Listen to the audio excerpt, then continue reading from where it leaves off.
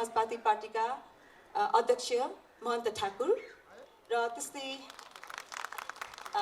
यहाँ हुनुहुन्छ हाम्रो नेकपा एमाले केन्द्रका अध्यक्ष पुष्पकमल दाहाल प्रचण्ड र हाम्रा अर्धवक्तरणकारी प्रोफेसर कृष्ण खनाल हुनुहुन्छ र आजको यस कार्यक्रम उहाँ कृष्ण खनाल सर र म दुईजनाले सहजकर्ता गर्दैछौँ र हाम्रो पहिलो प्रश्न चाहिँ हाम्रो चाहिँ म पढेरै सुनाउँछु। बृहत नागरिक आन्दोलन नागरिकहरूको स्वतस्फूर्त सहयोगबाट तर आज 1 महिना नागिसक्यो, राजनीति पटक्कै अगाडि बढ्न सकेको छैन। किन यस्तो भइरहेछ? उहाँहरू आदरणीय नेताजीहरू लागिरहनु भएको होला, प्रयत्न गरिरहनु भएको होला, तर त्यसको परिणाम हामीले देख्न पाइरहेको छैनौँ। हामी सुन्छौँ बाहिर कहिलेकाहीँ 1 हप्ताभित्र 24 घण्टाभित्र राजनीतिले कायापलट गर्छ। हाम्रै आफ्नै देशमा पनि 24 घण्टाभित्र राजनीतिले कायापलट गरेका उदाहरणहरू छन्। त्यसको नेतृत्व यहाँहरूले नै गर्नुभएको छ विगतका दिनहरूमा। आज यो किन अगाडि बढ्न सकेको छैन? किन यत्रो ठुलो एउटा हामी सबैलाई आन्दोलनमा धक्कलले प्रधानमन्त्री केपी शर्मा ओली अहिले पनि हुनुहुन्छ त्यो कुर्सीमा। उहाँले खुरुक्क छोड्नुहुन्छ भनेर हामी आन्दोलनमा लागेका थिएनौँ। संसद पुनर्स्थापना भएपछि संसदले उहाँलाई कठालो समातेर निकाल्छ भन्ने हाम्रो अपेक्षा थियो। तर आज पनि फेरि प्रधानमन्त्री को छ भन्नु पर्दाखेरि उनकै नामले हामी बाध्य छौँ। हामी विस्मयमा छौँ। यत्रो ठुलो आन्दोलन गरेर एउटा जुन हौसला र विजयोत्सव हुनु पर्थ्यो, मुलुकले नयाँ गति लिनु पर्थ्यो, आज हामी विस्मयमा छौँ। के भएको यो भनेर बुझ्न सकेनौँ। 1 महिना नाग्यो। नागरिक आन्दोलनमै लागेका कतिपय साथीहरूलाई, अग्रपङ्क्तिमा भएका साथीहरूलाई बाटोमा अरू साथीले नागरिकहरूले प्रश्न गर्न थाले, के भयो गरेर नागरिक आन्दोलन, कोही के भयो, कहाँ पुग्यो राजनीति भनेर। हामीसँग पनि त्यसको उत्तर छैन। अनि हामीले सोच्यौँ हाम्रो आदरणीय नेताहरूलाई नै हामीले एकपटक बोलाउनु पर्दछ। हामीले मात्रै कुरा गरेर पुग्दैन। एउटा खुला आकाश मुनि त्यसरी हाम्रा केही उत्तरहरू सहितको हाम्रा जिज्ञासाहरू छन्, जसको हामीले यस्तो भइदिएको भए हुन्थ्यो, किन भएन भन्ने हाम्रा प्रश्नहरू हुन्। त्यसैले यो कुरा यहाँहरूकै मुखबाट आम नागरिक समुदायका बिचमा हामी सुन्न चाहन्छौँ। यहाँ हामी यो डबलीमा भेला भएका नागरिक मात्र होइनौँ। मलाई लाग्दछ आज कतिपय पत्रकार मित्रहरूले यसलाई प्रत्यक्ष प्रसारण गर्नुभएको छ। देशभरिका नेपाली मात्र होइन, विदेशमा बसेका नेपालीहरूले पनि हामी सबैलाई आज हेरिरहेछन्। त्यसकारण यो एउटा अवसर पनि हो तपाईँहरूले आफ्नो कुरा सम्पूर्ण नेपालीको अगाडि राख्ने। र हामी चाहन्छौँ राजनीति छिटोभन्दा छिटो चलायमान होस्। नेकपाका वरिष्ठ नेता आदरणीय माधव कुमार नेपाल यो पार्टीको मिटिङ छोडेर यहाँ आइरहनु भएको रहेछ। यो कार्यक्रममा हाम्रा केही जिज्ञासाहरू मेटाउनका लागि भनेर केही प्रश्नहरू साझा छन्। मैले केही साझा राखेँ। किन राजनीतिको बल अगाडि बढेन? कहाँ अड्कियो? कतै यो 2 ढुङ्गाको तरुलमै अड्केको त छैन। यो हलो पनि 2 ढुङ्गाको तरुल भएर त कोही उसमा त बस्यो, 2 ढुङ्गामा अड्किरहेको त छैन। अध्यक्ष प्रचण्डले केही दिन अगाडि भनेको मैले सुनेको थिएँ, हाम्रो आत्मनिर्णयको अधिकार अझै कमजोर रहेछ। के हो त? अलिकति तपाईँहरूले भन्न सक्ने कुरा स्पष्ट भनेर आज हामी लोकतन्त्रको कुरा गर्छौँ, पारदर्शिताको कुरा गर्छौँ, खुलापनको कुरा गर्दछौँ। तपाईँहरू प्रयत्न गरिरहनु भएको छ, थाहा छ हामीलाई। तर त्यो प्रयत्न संसदले देख्न पाउनु पर्यो, जनताले देख्न पाउनु पर्यो। एकैपटक रेडिमेड तयारी चाउचाउ जस्तो कुरुक्क पुर्या खोलेर चाहिँ खुवाउने प्रयत्न नगरोस्। लोकतन्त्रमा यो अपेक्षा गरिँदैन। तपाईँहरूका सबै प्रक्रियाहरू पारदर्शी हुनु जरुरी छ। यति भन्दै म सुरुमा एउटा कुरा, योजना 2 किन बनेन छ माधव नेपालज्यू? पुनर्स्थापना, संसद पुनर्स्थापना भएपछि प्लान 2 त एक्टिभेट हुनु पर्थ्यो। तपाईँहरूले जसको विरुद्ध प्रतिज्ञा गर्नुभयो, जसको व्यवहार सचिएन भनेर जुन प्रवृत्तिको विरुद्ध हामीलाई समेत आन्दोलन उतार्नु भयो, त्यही प्रवृत्ति हाबी छ। त्यो प्रवृत्तिको त योजना 2, 3, 4 कहाँसम्म पुगिसकेको छ। योजना 2 रहेन छ हामीलाई लागेको जस्तो। तपाईँहरूले अविश्वासको प्रस्तावका लागि आफ्ना सांसदहरूको हस्ताक्षर सहित तयार भएर किन बस्नु भएन? तपाईहरुले नेपालको लोकतान्त्रिक आन्दोलनमा महत्त्वपूर्ण भूमिका खेल्दै आउनु भएको छ। विगतको पनि तपाईहरुको पहल म सम्झिरहेको छु। विगत समयमा 2062-63 को आन्दोलनको बेलामा तपाईहरुले लिनुभएको पहललाई, सक्रियतालाई, पार्टीलाई पनि घचघच्याउने, आन्दोलनको मैदानमा उत्रिनका लागि ललकारने जुन भूमिका खेल्नुभयो त्यो बडो सराहनीय थियो। र त्यतिखेरको डबलीमा म स्वयं पुगेको थिएँ र नेपाली कांग्रेसका अध्यक्ष गिरिजाप्रसाद कोइरालाजी पनि हुनुहुन्थ्यो। हामी दुवैजना त्यहाँ आमन्त्रित थियौँ र तपाईहरुको एकपछि अर्को त्यो प्रश्नको जुन तीर थियो हामीतिर सोझिएको थियो। तर त्यसले राम्रो गर्यो। के राम्रो गर्यो भने हामीलाई त्यसले उत्प्रेरित गर्यो, हामीलाई चुनौती स्वीकार्य छ भन्ने भावनामा पुर्यायो र त्यसपछि देशव्यापी रूपमा आन्दोलनको हामीले आधी बेहेरी सृष्टि पनि गर्यौं।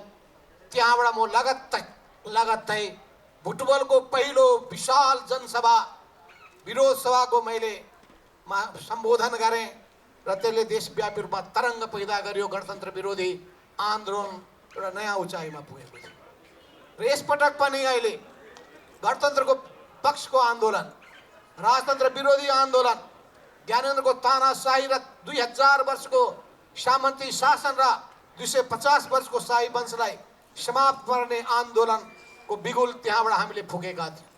र यसपटक पनि तपाईहरु जसरी लोकतन्त्रको रक्षा गर्नका लागि, संविधानको रक्षा गर्नका लागि, संघीयताको रक्षा गर्नका लागि, समावेशितालाई रक्षा गर्नका लागि जसरी तपाईहरुले दुःखका साथ भन्नुपर्छ, अहिलेका हाम्रा पार्टीका अध्यक्ष केपी शर्मा ओलीजीबाट जुन प्रतिगमनकारी कदम चालियो त्यसको विरुद्धमा तपाईहरु संघर्षको मैदानमा हुनुहुन्थ्यो। आज म बडो अप्ठ्यारो महसुस गर्दैछु। त्यही पार्टीमा मलाई फेरि सर्वोच्च अदालतले घोक्र्याएर पठाइदिएछ। सर्वोच्च अदालतले बडो विचित्रको फैसला गरेको छ। दुईटा पार्टीहरूले स्वतन्त्रताका साथ, स्वायत्त पार्टीहरूले निर्भीकताका साथ निर्णय गरे कि हामी एकताबद्ध हुन्छौँ भनेर। एकताबद्ध हुन्छौँ भनेपछि एकताबद्ध भए। एकताबद्ध भइसकेपछि निर्वाचन आयोगले प्रमाण पनि दियो, दर्ता प्रमाणपत्र प्रदान पनि गर्यो, नेपाल राजपत्रमा प्रकाशित पनि भयो। त्यसपछि दुईटै राजनीतिक दलहरू एकताबद्ध भएर नेपाल कम्युनिस्ट पार्टी नेकपा बन्यो। त्यसले सबै हिसाबले वैधानिकता प्राप्त गरिसकेपछि 200 भन्दा बढी उपनिर्वाचनहरू भए अनि त्यसका अलावा थुप्रै गतिविधि भए। त्यसपछि सर्वोच्चले भन्छ त्यो बेलामा गरिएको एकतालाई हामी मान्दैन। कस्तो विचित्रको कुरा। यो त कस्तो भयो भन्दाखेरि कति मिल्छ थाहा छैन। दुईटाले तय गरे अब हामी बिहा गर्छौँ। श्रीमान र श्रीमतीले बच्चा जन्माएको बच्चा पनि मान्दिन, बिहा पनि मान्दिन भने जस्तै भयो। अब सर्वोच्चको फैसला छ पुरानो ठाउँमा फर्क। हामी पुरानो ठाउँमा फर्किन खोजिरहेका छौँ। तर विडम्बना छ, यहाँ भन्न पनि मलाई कस्तो गाह्रो छ भन्दाखेरि यो पार्टी भित्रको कुरा डबलीमा आएर भन्यो माधव नेपालले भने फेरि अर्को आरोप लाग्ला। त्यसपछि कुन दिन मलाई घोक्र्याएर त्यहाँबाट पनि निकाल्दिने स्थिति बन्ला। र त्यस्ता कुराबाट डराउनेवाला माधव नेपाल होइन। त्यस्ता कुराबाट तर्सिने मान्छे माधव नेपाल होइन। किनभने यो आन्दोलनको बीजारोपण गर्ने र पार्टीको बीजारोपण गर्ने मान्छे हो। त्यसले पनि ममा एउटा कन्फिडेन्स दिएको छ। यो देशका धेरै आन्दोलनमा म प्रत्यक्ष रूपमा सहभागी भएको छु। समय कम छ, त्यस हुनाले म धेरै लामो कुरा के भन्न चाहन्न भन्दाखेरि मलाई बडो गाह्रो के भएको छ भने पार्टी अन्तर पार्टी भित्रका कुराहरू गर्दाखेरि तपाईहरु मध्ये नै पर्ला किन यहाँ कुरा यहाँ कोट्याउनु भयो भन्नुभएको होला। नभने हुन्थ्यो नि, पार्टी भित्रै गएर भने हुन्थ्यो नि भन्नु होला। पार्टीमा त ढोका बन्द गरिदिएको छ। सर्वोच्च अदालतले भन्यो 2075 साल जेठ 3 गते पार्टी एकता भन्दा पहिलेको अवस्थामा दुईटै पार्टीहरू फर्क। र हामी के भनिरहेका छौँ भने 2075 साल जेठ 2 गतेको अवस्थामा पार्टीलाई फर्काउँ। पार्टीको पुरानो संगठनात्मक संरचनालाई, त्यसको राजनीतिक धारणालाई, त्यसका नेतृत्वलाई पदाधिकारीलाई त्यसको सदस्यलाई यथावत रूपमा स्वीकार गराउँ।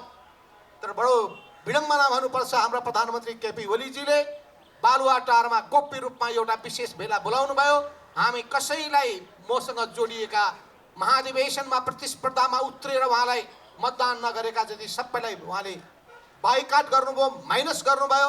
र एक अचानक विशेष बैठकको नाउँमा 10औं बैठक 11औं बैठक एकै दिनमा आयोजना गरेर हामीलाई 12 गतेको बैठकमा टेलिभिजन मार्फत हामीलाई संवाद पठाउनु।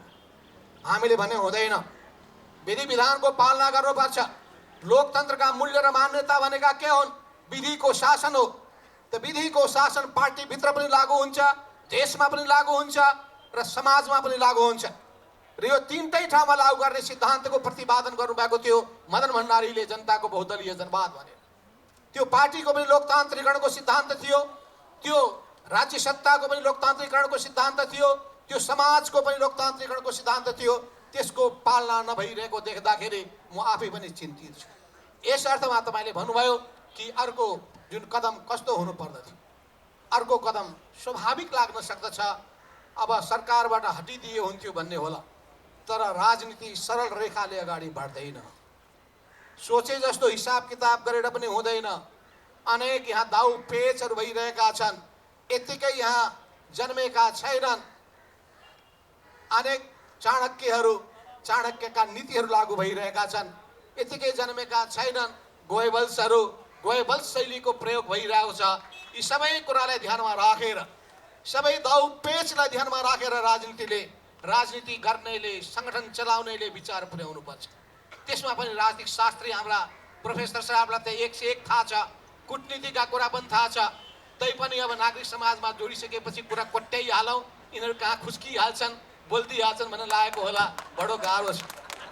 त्यसो हुनाले चाहिँ म यति मात्रै भन्न चाहन्छु। एउटा थप्न खोजेँ, हजुर, तपाईँहरूको पार्टीको विधानले कुनै बाटोमा पुर्याएको जस्तो लाग्दैन। अहिले विधान त अध्यक्षले मिचिसकेका छन्, त्यसैले राजनीतिक निर्णयको आवश्यकता छ। विधि विधानको आफ्नो ठाउँमा महत्त्व होला, तर अहिले तपाईँहरूको खास गरेर अदालतको फैसलापछि आएको पुनर्जीवित भएको नेकपा एमाले विधानले मात्रै अब निकासमा पुग्दैन होला, कठोर राजनीतिक निर्णयको आवश्यकता छ। त्यसका लागि तपाईँहरू तयार हुनुहुन्छ कि? मैले त हिजै त्यो संसदीय दलको बैठक बालुवाटारमा जान्न भनिसकेँ। स्पष्टीकरणको जवाबमा प्रत्युत्तर स्पष्टीकरण पनि सोधिसके। त्यसो हुनाले जानुहुन्छ कि जानुहुन्न भन्ने कुरा त लक्षणैबाट थाहा हुन्छ। त्यसो हुनाले म यति मात्रै भन्न चाहन्छु, सबै चुनौतीको सामना गर्नका लागि म तयार छु। र फेरि अघि मलाई हिजो नारायणजीले भन्दै हुनुहुन्थ्यो नागरिक आन्दोलनमा आउनुहोस् न त अब भनेर। मैले अलि उमेर भइसकेको छैन होला। तपाईँहरू पनि सहयोद्धा नै हो, समाज परिवर्तनको सहयोद्धा नै हो, समाजमा संस्कार बसाल्ने, मूल्य र मान्यताको रक्षा गर्ने अभियन्ताहरू हो। र हामी पनि त्यही कामको निम्ति लागौँ भनेर तपाईँहरूको चाहना पनि हो। यस अर्थमा तपाईँहरू हाम्रो कुरा धेरै कुरा मिल्छ। तर हामी राजनीतिक हिसाबले जनतालाई गोलबन्द गर्न चाहन्छौँ र राजनीतिक पार्टी चाहिन्छ, किनभने बहुदलीय व्यवस्था हो। त्यस हुनाले बहुदलीय व्यवस्थामा पार्टी चाहिने भएको हुनाले यो पार्टी सङ्गठनबाट र पार्टी आन्दोलनबाट मैले अहिले खुट्टा कमाएर भाग्नुपर्ने अवस्था आइसकेका छैन। कस्तो ज्यान भएका मान्छे त लागेका छन् भने अझै मेरो ज्यान तगडै छ, मेचीदेखि महाकालीसम्म हिँड्न सक्छु। 14-15 सालको चुनावमा 7% पपुलर भोट ल्याउनु भयो, 4 सिट ल्याउनु भयो। त्यसपछि लामो यात्रा भएको गएको पछिल्लो चुनावमा आइपुग्दा 52% तपाईँहरूको गठबन्धनले 52% भन्दा बढी मत लिएर आएको छ। अब के हुन्छ? त्यो मत कतै अलपत्र पर्न लागेको होइन। नेपाल कम्युनिस्ट आन्दोलनको, कम्युनिस्ट पार्टीको भविष्य के छ? पहिलो कुरा, कम्युनिस्ट पार्टी अधिनायकवादी विचार मान्यता बोक्दैन। यो लोकतान्त्रिक मूल्य र मान्यता अनुसार अगाडि बढ्छ। त्यस हुनाले कम्युनिस्ट पार्टीभित्र पनि अधिनायकवादको कुनै स्थान छैन। यस अर्थमा कम्युनिस्ट पार्टीभित्र अधिनायकवादी शैली कसैले अप्नाउँछ भने त्यसलाई स्वीकार गर्न सकिँदैन। यस अर्थमा पार्टीभित्र पार्टीको विधान लागू हुन्छ र साथमा देशको संविधानको अनुरूप चल्नुपर्छ। तर हामी विडम्बनाका साथ भन्नुपर्छ कि पार्टीभित्र पार्टी विधानको पालना गर्ने प्रवृत्ति हराउँदै गएको छ। त्यो पनि मुलीबाट, मूल मान्छेबाट। अब त्यसका निम्ति हामी उपचार खोजिरहेका छौँ। अझै पनि डाक्टरले अन्तिम समयसम्म अझै आर्यघाटमा पनि हिकेकी बाँकी हुँदासम्म पनि त्यहाँ उपचारको कोसिस गरिन्छ। घाटे वैद्य कहाँ पुर्याइन्छ, घाटे वैद्यको हामी खोजी गरिरहेका छौँ। घाटे वैद्यले अझै पनि पुनर्जीवन दिन सक्छ कि प्राण फेरि प्रवेश गराउन सक्छ कि भन्ने ठानिरहेका छौँ। घाटे वैद्य सबै यहाँ छ। घाटे वैद्यहरू यही हुनुहुन्छ। आयु सिद्धिसक्यो, उसमा राखेर जोगाइरहनु भइरहेछ, के भन्छ भेन्टिलेटरमा राखेर। तर समय विचार नगरिकन चल्दाखेरि तपाईँले परिणाम प्राप्त गर्नुहुन्न। फल फल्न थालेको छ, पाकिसकेको छैन र टिप्न थाल्नुभयो भने काँचो फल हातमा पर्छ। त्यस हुनाले जहिले पनि समयको विचार गर्नुपर्ने हुन्छ। समय कति परिपक्व भयो भएन भन्ने कुरामा विचार पुर्यायो भने सफल होइन्छ। र आजसम्मको मेरो अनुभवले भनेको छ, मेरो पनि इतिहासमा एउटा लामो कार्यकालको मेरो आफ्नै अनुभव पनि छ। त्यसले के बताएको छ भने समयको नाडी छाम्न सक्नुपर्छ र समयको नाडी हामी छामिरहेका छौँ। ठ्याक्क मौकामा हामी अगाडि बढ्नेछौँ। तपाईँ जानुभन्दा अगाडि कहिले हामी ओलीलाई संसदबाट हटाएको देख्न पाउँछौँ? कहिले? अहिले मैले भन्न कुन समय हो त्यो? म त ओलीजी बस्नुहोस्, 2 वर्षपछि हो सबैले कि? साथ दिनुहोस्, नेपाली काङ्ग्रेसले पनि साथ दियोस्, उहाँले त झन् साथ दिनु जरुरी पनि छ। मान्छेले साथ दिइरहनु भन्ने कुरा आइरहेछ समाचारमा भनेपछि म त खुसी नै हुन्छु। म किन आफ्नो पार्टीको अहिले पनि अध्यक्ष भएको मान्छे तपाईँलाई भन्न भन्न मिल्छ गाह्रो मैले। होला, आवश्यक पर्दा फ्लोर क्रस गर्नु चाहिँ गर्नु संसदमा। यस्तो कुरा मलाई यहाँ सोधेर अप्ठ्यारोमा नपार्नुहोस्। निर्णय मैले त्यसैलाई लक्ष्य गरेको हो। त्यसो हुनाले अब महन्तजीको, हाम्रो मिननजीको दया कृपा रहेसम्म यो पार्टीको सरकार रहिरहन्छ। उहाँहरूलाई चाहिँ यो प्रश्न छ, उहाँहरू पनि प्रश्नको कठघरामा हुनुहुन्छ। अब त्यसो भएको हुनाले के मलाई बिदा गर्नु छ।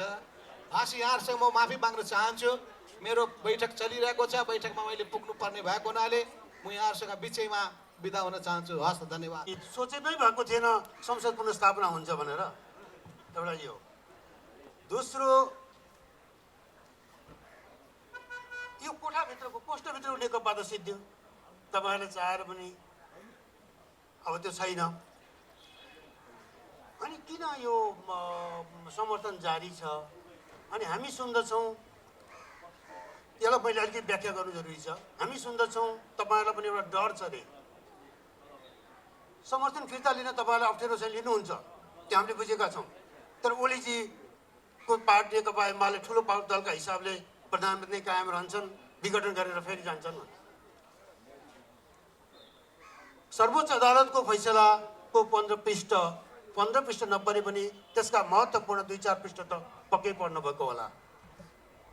त्यो फैसलाले एकैपटक जम्प गरेर 76-7मा जाने बाटो दिएको छैन।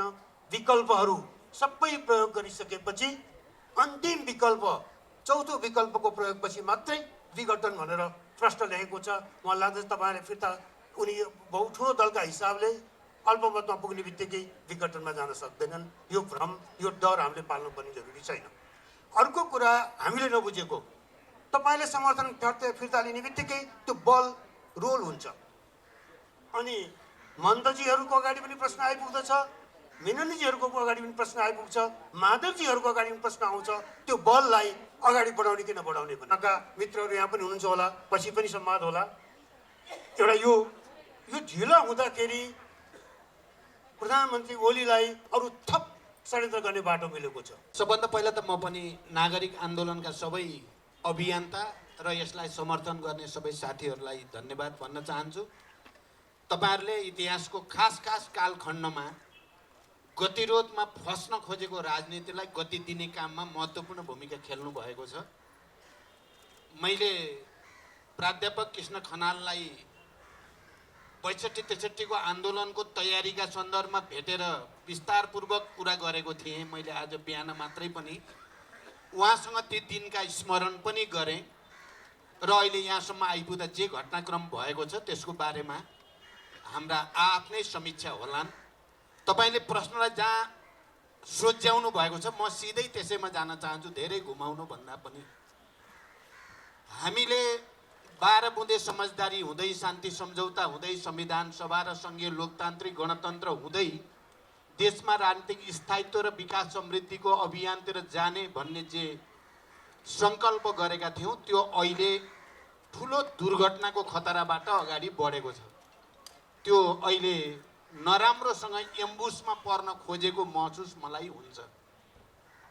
संसद विघटन त्यही समग्र पोलिटिकल कोर्स जे शान्ति सम्झौता पछि अगाडि बढ्यो, त्यसलाई बदल्ने एउटा नियोजित किसिमले आएको परिघटना हो।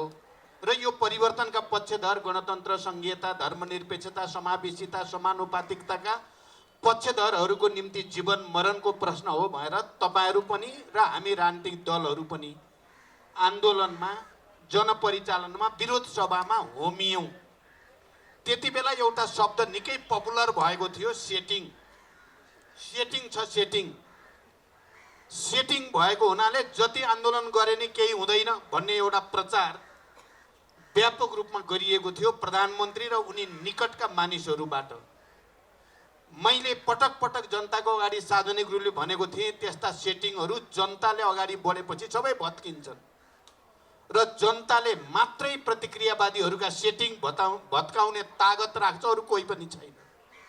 नेपालका सबै बेस्ट ब्रेनहरू संविधानका विरुद्ध, लोकतन्त्रका विरुद्ध, गणतन्त्रका विरुद्ध भइरहेको षड्यन्त्रमा एक भएर हामी अगाडि बढ्यौँ र त्यो सेटिङ साँच्चै नै भत्कियो। संसद पुनर्स्थापना भयो। हामी सबैले एउटा ब्याटल जितेको अनुभूति गर्यौँ। सायद कृष्णजीले पटक पटक अहिले भन्नुभएको छ, दोस्रो योजना खोइ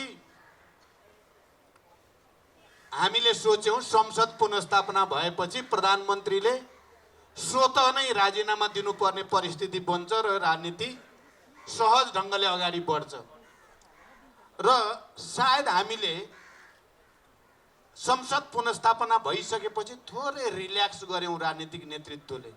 ठुलो लडाइँ त जिति नै हाल्यो, अब त त्यस्तो धेरै के बाँकी छ र सजिलै पार होला भनेर हामी थोरै त्यसलाई के भन्ने, अब चाहिँ रिल्याक्सै भनौँ, मैले रिल्याक्सै भनेको छु, गऱ्यौँ र दोस्रो योजनामा गम्भीर नभएकै हो। म तपाईँको प्रश्नलाई कुनै किसिमले कूटनैतिक जवाफ दिन चाहन्न। त्यहाँ हामीले रिल्याक्स गऱ्यौँ, गल्ती भयो।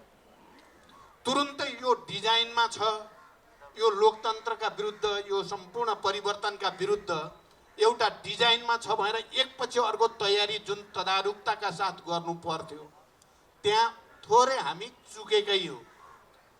यो पहिलो कुरा म प्रष्टै भन्न चाहन्छु। दोस्रो कुरा, तर हामीले जे सोचेका थियौँ त्यस्तो त भएन, डिजाइन त अर्को गयो। ऐ माधवजीले भनि नै हाल्नुभयो। त्यही सर्वोच्च अदालतको संवैधानिक इजलासले यो सरकारलाई 76 धारा 76 को 1 को सरकार भनेर परिभाषित गरेको छ र त्यसैको 2 जना न्यायाधीशको चाहिँ निर्णयले यसलाई 76(2) को सरकार भनेर गर्यो। एउटा ठुलो विरोधाभास पनि देखियो र एउटा निकै अप्राकृतिक, अस्वाभाविक खालको निर्णय हामी सबैले देख्नु पर्यो, बिहोर्नु पर्यो। एकजना साथीले भन्नुहुन्थ्यो, फेरि पनि सर्वोच्च इज सर्वोच्च भनेको त मान्नै पर्ने यो सिस्टममा। हामीले मानेका छौँ, तर असहमतिका साथ हामी पुनरावलोकनमा जाँदैछौँ। यो निर्णय सही छैन।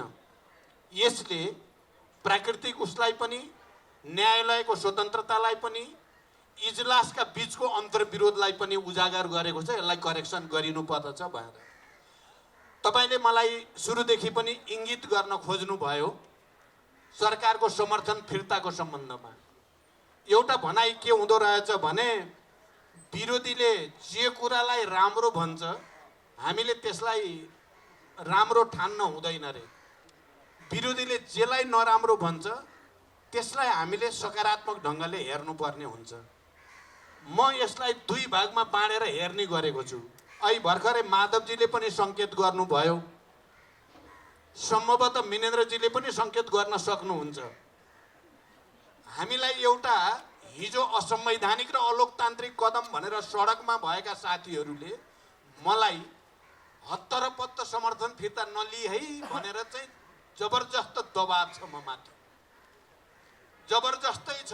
यो मैले नाम चाहिँ भन्दिनँ कसैको, हत्तरपत्त समर्थन फिर्ता लिइस् भने त झन् उल्टो पर्छ है भन्ने छ। र मैले भनिराखेको छु नैतिक र राजनीतिक ढङ्गले म अब धेरै दिन पर्खिन सक्दिनँ। मैले जुन सरकारलाई प्रतिगामी भनेको छु त्यसलाई मैले समर्थन गर्न सक्दिनँ, चाहे राजनीति जतासुकै जाओस्।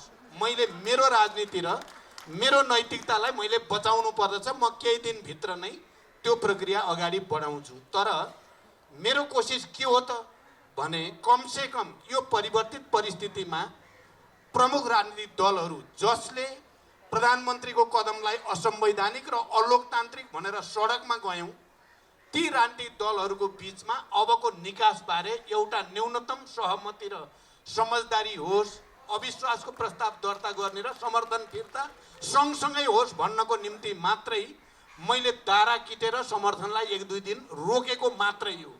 योभन्दा बढी केही पनि होइन। मेरो सिधा भाषा यही हो। धन्यवाद। प्रतिक्रियाको छैन। पछि भन्नु होला मेननजीले नेपाली काङ्ग्रेसका केन्द्रीय समितिले नै होइन तपाईँ अगाडि बढ्नुहोस् भनेर भावी प्रधानमन्त्रीका रूपमा आफ्नो सभापतिलाई तयारीको लागि साथ दिएको। उहाँले भनिदिनु भयो काङ्ग्रेसले अविश्वासको प्रस्ताव पनि लैजाँदैन, सरकारमा पनि जाँदैन, विपक्षमा बस्छ। ठिक छ, त्यो काङ्ग्रेसको कुरा हो। तर विश्वासको मतमा मतदान गर्ने बेलामा त काङ्ग्रेसले पक्कै गर्न सक्दैन होला नि मतदान। जसपाले गर्न सक्दैन होला। अहिले बाहिर चर्चा छ, हामी मिडियामा पढ्छौँ सुन्छौँ बेला बेलामा कि जसपाको खास गरी अझ आदरणीय महन्त ठाकुरजी केही लै अगुनवार अगाडि देखाएर बलटरमा निकै बाक्लो छलफल हुन्छ। तपाईँहरूका आफ्ना मागहरू छन्, त्यसमा हाम्रो कुनै विमति छैन। तर के अहिले बालटारबाट त्यो माग पूर्ति होला? 18 महिना 2/3 सरकारको नेतृत्व गरे केपी ओलीले उपेन्द्र यादव उपप्रधानमन्त्री हुँदाखेरि मुद्दा त त्यतिखेरै थियो, त्यसपछि जन्मेका मुद्दा होइन। कहाँ गए ती मुद्दा आज? त्यसैले अहिले हुन्छ भन्दाखेरि कता कताले बेमौसमको यो कुरा आइरहेछ कि भनेर हामीलाई लाग्न थालेको छ। तपाईँहरूको उद्देश्य, तपाईँहरूको आफ्ना मागको प्रतिबद्धतामा हाम्रो प्रश्न होइन।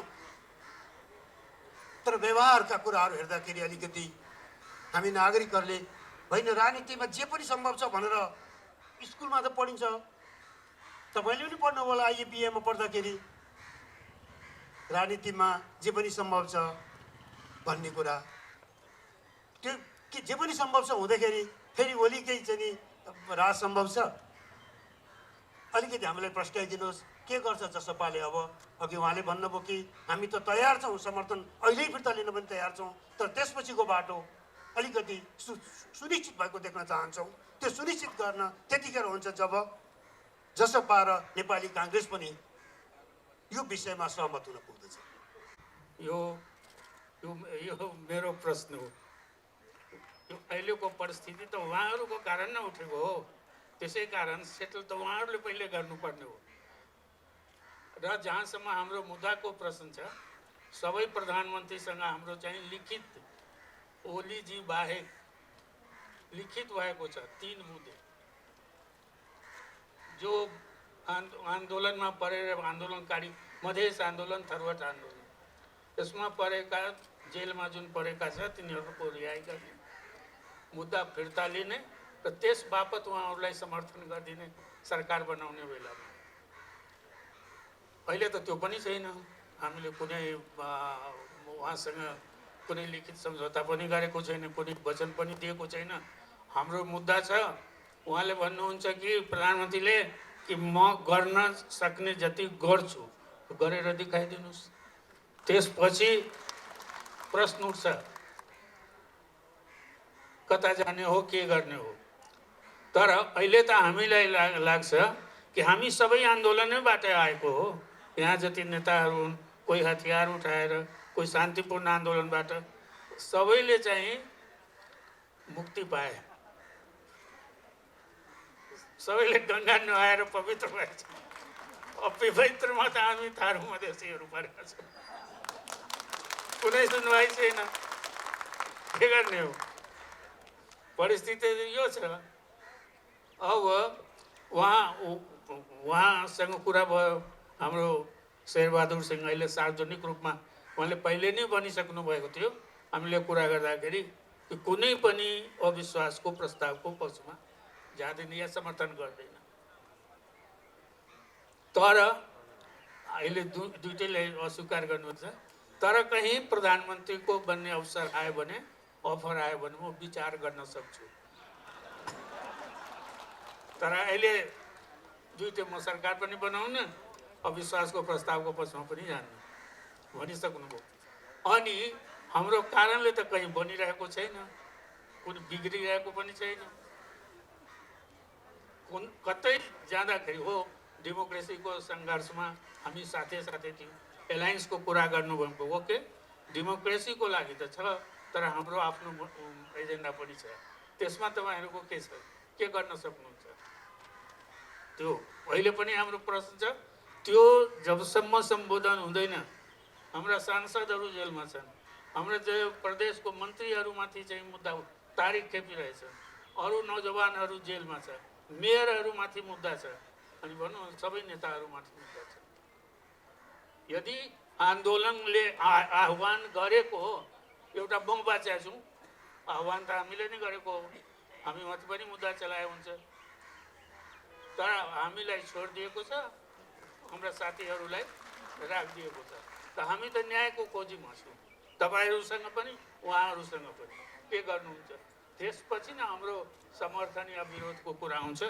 अहिले त्यो हाम्रो अगाडि त्यो प्रश्न छैन तपाईँको यो मागसँग तपाईँहरूको मुद्दासँग हाम्रो विमति होइन मलाई लाग्दछ नागरिक आन्दोलनले धेरै किसिमबाट तपाईँहरूको आन्दोलनसँग नागरिक आन्दोलन पनि मिसिएको छ चाहे यो मधेस आन्दोलनको बेला होस् या पछिल्लो संविधान निर्माणकै बेलामा भएका कमी कमजोरी त्यसलाई एउटा तहमा टुङ्ग्याउँ भन्ने कुरामा मलाई चाहिँ नागरिकको आवाज कमजोर थिएन त्यो त्यो एउटा पक्षमा गइसक्यो तर यतिखेर एउटा कुरा प्रश्न भनिदिनुहोस् महन्तजी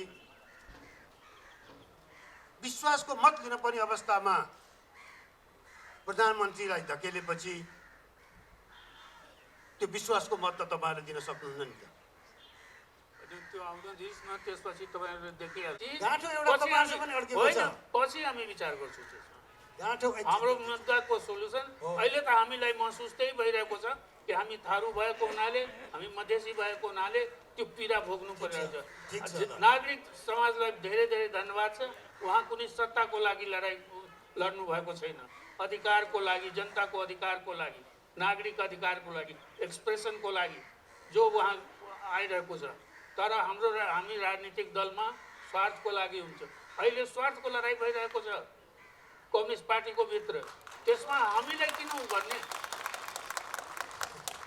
तपाईँ अविश्वासको प्रस्ताव त्यहाँ भन्नुहुन्छ आफैमा आफ्नो पार्टीमा अविश्वास ल्याएर त्यसको सोल्युसन गर्नुहोस् न त्यो भइरहेको छैन जिम्मेवारी संसदमा गएको दलको हिसाबबाट हामी जसपाको पनि हो भन्छौँ हो देशमा जब सङ्कट आउँछ नागरिक समाजमा जब सङ्कट आउँछ देशमा अहिले सङ्कट छ अनि त्यसपछि हाम्रो जरुरत पर्छ अरू बेलामा हाम्रो जरुरत पर्दैन कहिलेकाहीँ सङ्कट अझ पर्दाखेरि अझ एउटा ठोस निर्णयमा पुग्न सकिन्छ अब उहाँहरू त अब यो द्वन्द्वात्मक विकासको उसमा सिद्धान्त मान्नेहरूका दिन्छन् उनीहरूले म त संसदीय प्रणालीको विद्यार्थी पनि हुँ 18औं शताब्दीमा बेलायतमा के भयो के बेलायतको त्यो चार्ल्स द्वितीयले दिएका थिए एजेन्डा संसदलाई संसद आफैले एजेन्डा बनाएर उनलाई कारबाही गरेको थियो एक्जिक्युट गरेको थियो आज संसद हाजिर छ तपाईँहरूको अगाडि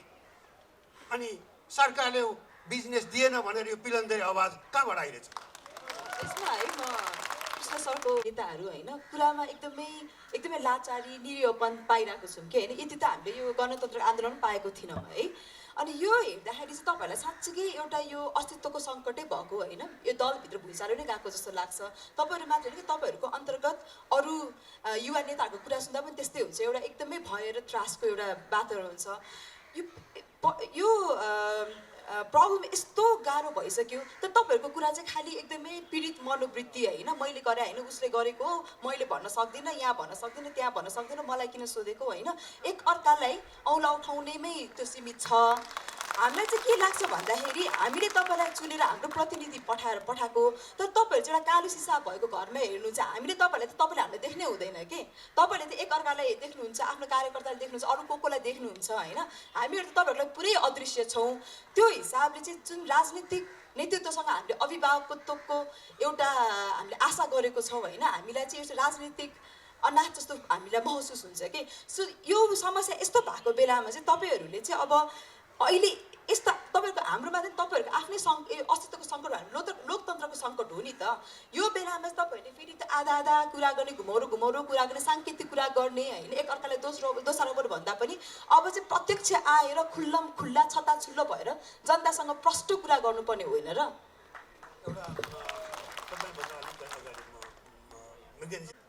अघि भने जस्तै अब काङ्ग्रेसले विश्वासको मत अब तपाईँहरूको सभापतिले नै अविश्वासको प्रस्ताव थन्काइदिनु भएको छ के काङ्ग्रेसले विश्वासको मत दिन सक्छ केपी ओलीलाई को सरकारलाई? हामी दिन सक्दैनौँ र अविश्वासको प्रस्तावमा अगाडि जान सके। मैले अलिकति पहिले त म हार्दिक आभार व्यक्त गर्दछु नागरिक आन्दोलनलाई, मलाई आमन्त्रण गर्नुभयो त्यसका लागि। उहाँहरूभन्दा मेरो उपस्थिति अलिक पृथक किसिमको छ, यस अर्थमा कि उहाँहरू आफ्नो दलको शीर्ष नेता हुनुहुन्छ, म मेरो पार्टीको गर्दनसम्म मात्रै हुँ। तर मेहनत गर्दनमाथिको शिर पनि गर्दनले सोचेकै बाटोबाट हिँड्न सकोस् भन्ने प्रयत्न जारी छ। म त्यता अब गइनँ। मैले अर्को कुरा तपाईँहरूसँग राख्ने, आज तपाईँहरू जुन नागरिक आन्दोलनमा हुनुहुन्छ त्यसलाई राजनीतिको ठाउँबाट सँगै लामो समयदेखि लिएर हिँडेको एकजना नेता हाम्रो पार्टीको हिजो दिवंगत हुनुभयो, अहिले उहाँको अन्त्येष्टिको कार्यक्रम भइरहेछ, नवीन्द्र राज जोशी। त्यो बेलामा म यहाँ बसेर तपाईँहरूसँग कुराकानी गर्दा कहीँ न कहीँ नवीन्द्रजीलाई बिदा गर्दा, मभन्दा सानो उमेरको मानिस, मभन्दा पछाडि हुनुहुन्थ्यो त्रिचन्द्र कलेजमा, उहाँलाई बिदा गर्दाखेरि एउटा अर्को खालको मन पनि लागिरहेछ र कता कता यो आन्दोलनलाई लामो समयदेखि र नेपालको लोकतान्त्रिक आन्दोलनलाई हामीले कसरी हेर्ने त्यतातर्फ सोच्नको लागि पनि नवीन्द्रजीको विदाईले हामीलाई अभिप्रेरित गर्दछ भन्ने मलाई लाग्छ। त्यो तपाईँहरूको अगाडि राख्न चाहे मैले। उहाँलाई हामी सबैको श्रद्धाञ्जली छ, मैले तपाईँहरू सबैको श्रद्धाञ्जली यहीँबाट व्यक्त गर्न चाहन्छु। अब विश्वासको मतको अघि कुरा गर्नुभयो र संविधानको धारा 76 को कुरा प्राध्यापक कृष्ण खनालले उठाउनु भएको छ। म त्यसमा अलिकति प्रवेश गर्न चाहन्छु, किनभने आज हामीहरूलाई तपाईँहरूले देख्दाखेरि केही सन्देश पनि दिइरहनु भएको छ, केही कुरा तपाईँहरूको हामीसँग चित्त बुझाएको छैन।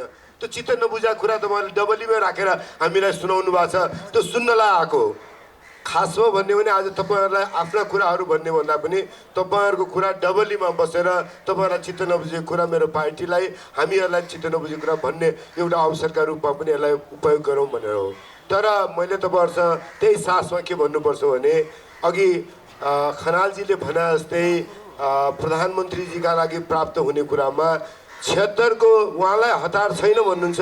मैले देखेको प्रधानमन्त्रीलाई 76 को 2 मा बसिराख्न मन छैन, प्रधानमन्त्रीलाई 76 को 3 मा अथवा 5 मा पुग्ने हतार छ। 76 को 5 को पनि उहाँलाई हतार छैन।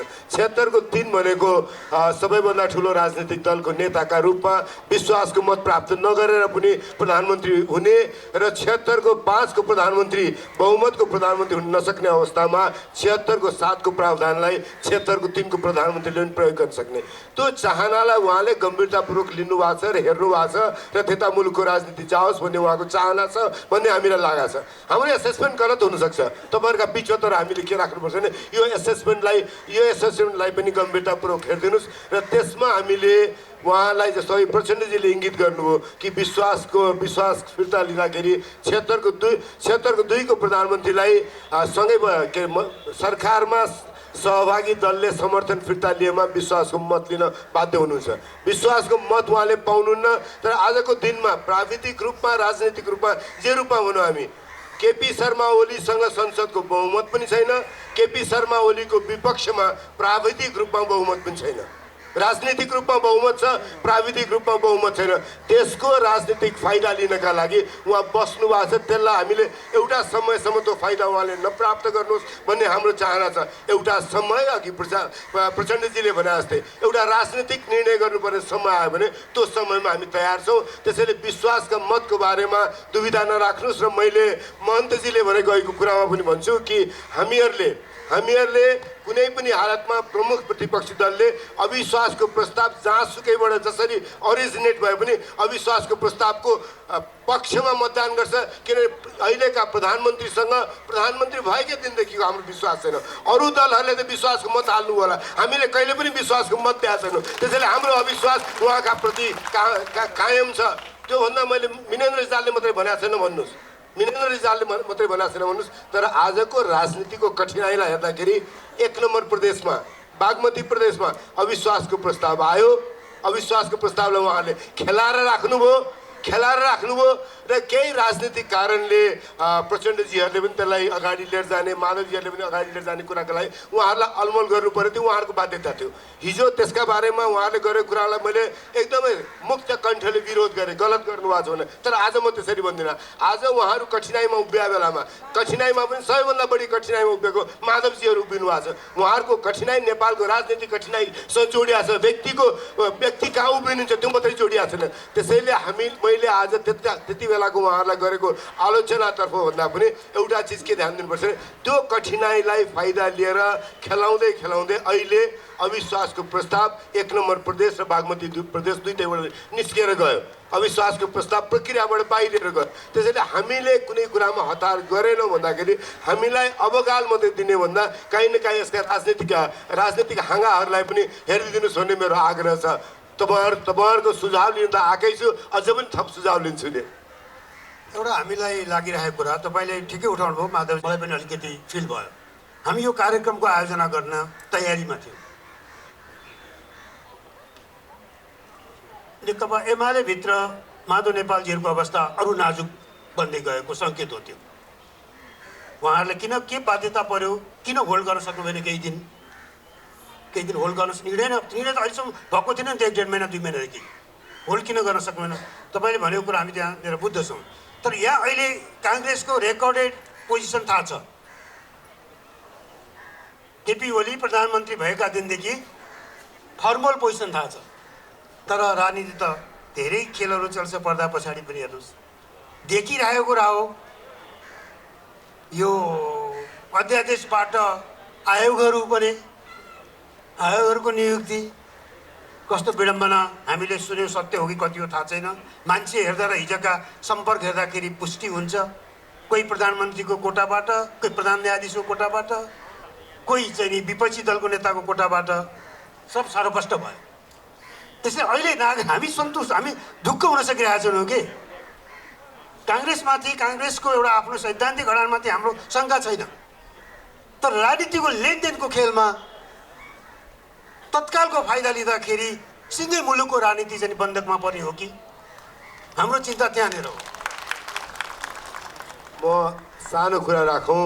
खनालजी, तपाईँको चिन्ताको आधारलाई मैले देख्छु।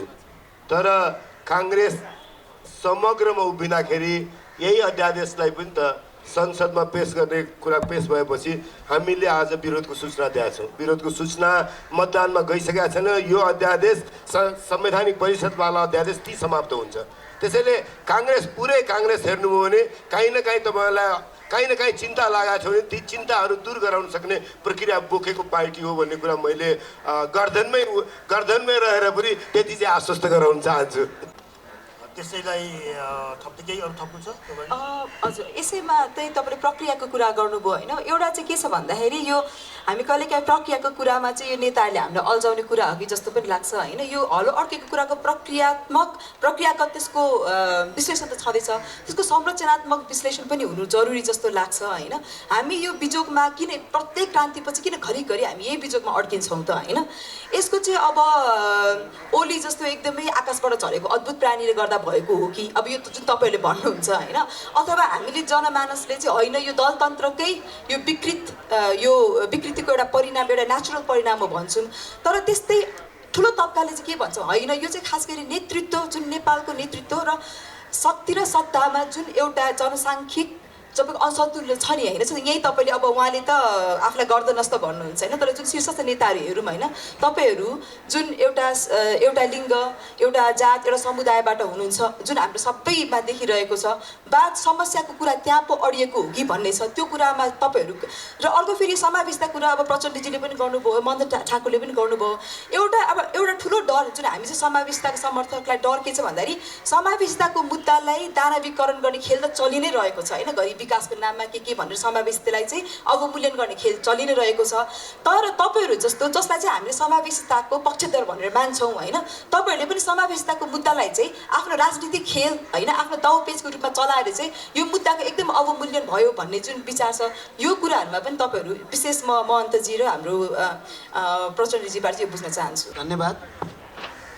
हिजोको दिन र आजको दिन दिउँसै रात परे जस्तो देखिया छ।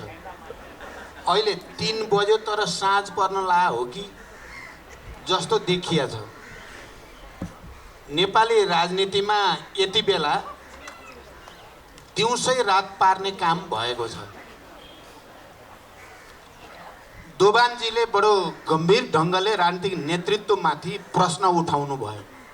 नेतृत्वले अभिभावक जस्तो गरेर दिशा दिनुपर्ने दृढताको साथ यही हो राजनीतिक निकास भन्नुपर्ने ठाउँमा आफै निरीह भए जस्तो पीडित भए जस्तो के भयो यो भनेर चाहिँ बडो भावुक र संवेदनशील हुँदै प्रश्न उठाउनु भयो। म के भन्न चाहन्छु भने नेपालमा केही वर्षदेखि राजनीतिक नेतृत्वले एकपछि अर्को बोल्ड डिसिजन गर्दै आएको हो। युद्धलाई शान्ति, शान्तिलाई संविधान सभा, संविधान सभाबाट सङ्घीय लोकतान्त्रिक गणतन्त्र, सङ्घीय लोकतान्त्रिक गणतन्त्रबाट निर्वाचन, निर्वाचनबाट राजनीतिक स्थायित्वको निम्ति वामपन्थी एक गठबन्धन, एकता, सामाजिक न्याय, समृद्धिको सपना, यी सबै निर्णयहरू राजनीतिक नेतृत्वबाट भएका दूरगामी महत्त्वका ऐतिहासिक निर्णय हुन्। ती निर्णय लिने हामी नै हौँ। जुन निर्णय प्रक्रियाले नेपालको राजनीतिक मानचित्रमा नै फेरबदल ल्याइदियो। म के भन्न चाहन्छु भने राजनीतिक नेतृत्वले पार्टीभित्र अहिले महन्तजीले पनि यतापट्टि कम्युनिस्ट पार्टीभित्र विग्रह भएर समस्या आयो भनेर यता अलिकति सङ्केत गर्नुभयो। हो, कम्युनिस्ट पार्टीभित्र वामपन्थी गठबन्धन र एकताको प्रस्तावक म आफै हो। जसरी शान्ति सम्झौतामा हस्ताक्षर गर्दा गिरिजाबाबु र मैले अलि साहसिक ढङ्गले अगाडि जाउँ भनिएको थियो। यसो गर्दा देशमा राजनीतिक स्थायित्व होला, जनताको विकास र समृद्धिको आकाङ्क्षालाई सम्बोधन गर्न सकिएला, अबका वर्षहरू शान्तिपूर्ण र प्रतिस्पर्धाकै राजनीतिबाट अगाडि जानुपर्ने अवस्था छ देशको भनेर मैले प्रस्ताव गरेको। यो पनि सानो निर्णय त थिएन। तर जब पार्टीभित्र केपीजीको प्रवृत्ति निरङ्कुश, स्वेच्छाचारी र हुँदाहुँदै सम्पूर्ण चिज एकाधिकार र यो परिवर्तन विरोधी मैले देखेँ। म तपाईँहरूलाई यो कुरा राख्न चाहन्छु कि पहिला त्यही भित्र केपीजीको गलत प्रवृत्तिका विरुद्ध विद्रोहको झन्डा उठाउने पनि म नै भएँ।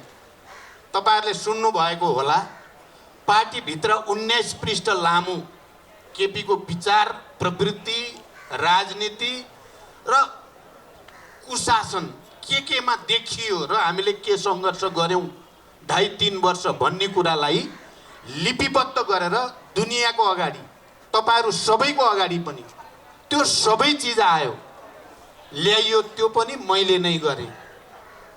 कतिलाई मन पर्यो होला, कतिलाई मन नपर्ला।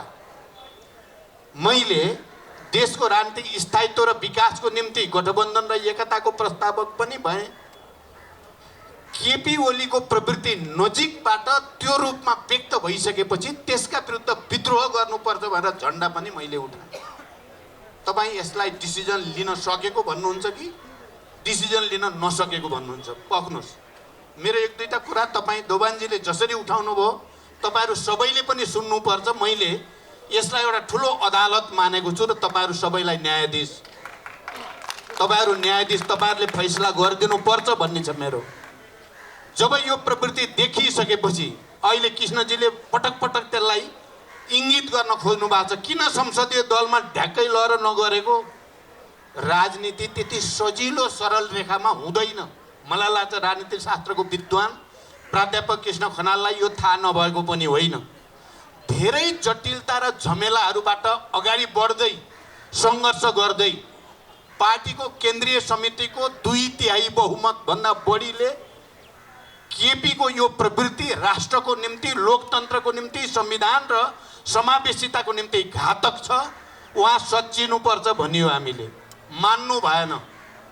हामीले उहाँलाई अध्यक्षबाट हटायौँ पुरै वैधानिक रूपले। साथीहरू, म तपाईँहरूले यसलाई गम्भीरतापूर्वक लिइदिन अनुरोध गर्न चाहन्छु। वैधानिक ढङ्गले 70% केन्द्रीय समितिका सदस्यहरूले उपस्थित भएर हस्ताक्षर गरेर उहाँलाई अध्यक्षबाट हटाइयो। उहाँलाई स्पष्टीकरण लियो। स्पष्टीकरण नदिएपछि उहाँलाई सदस्यबाट पनि हटाइयो 70%ले।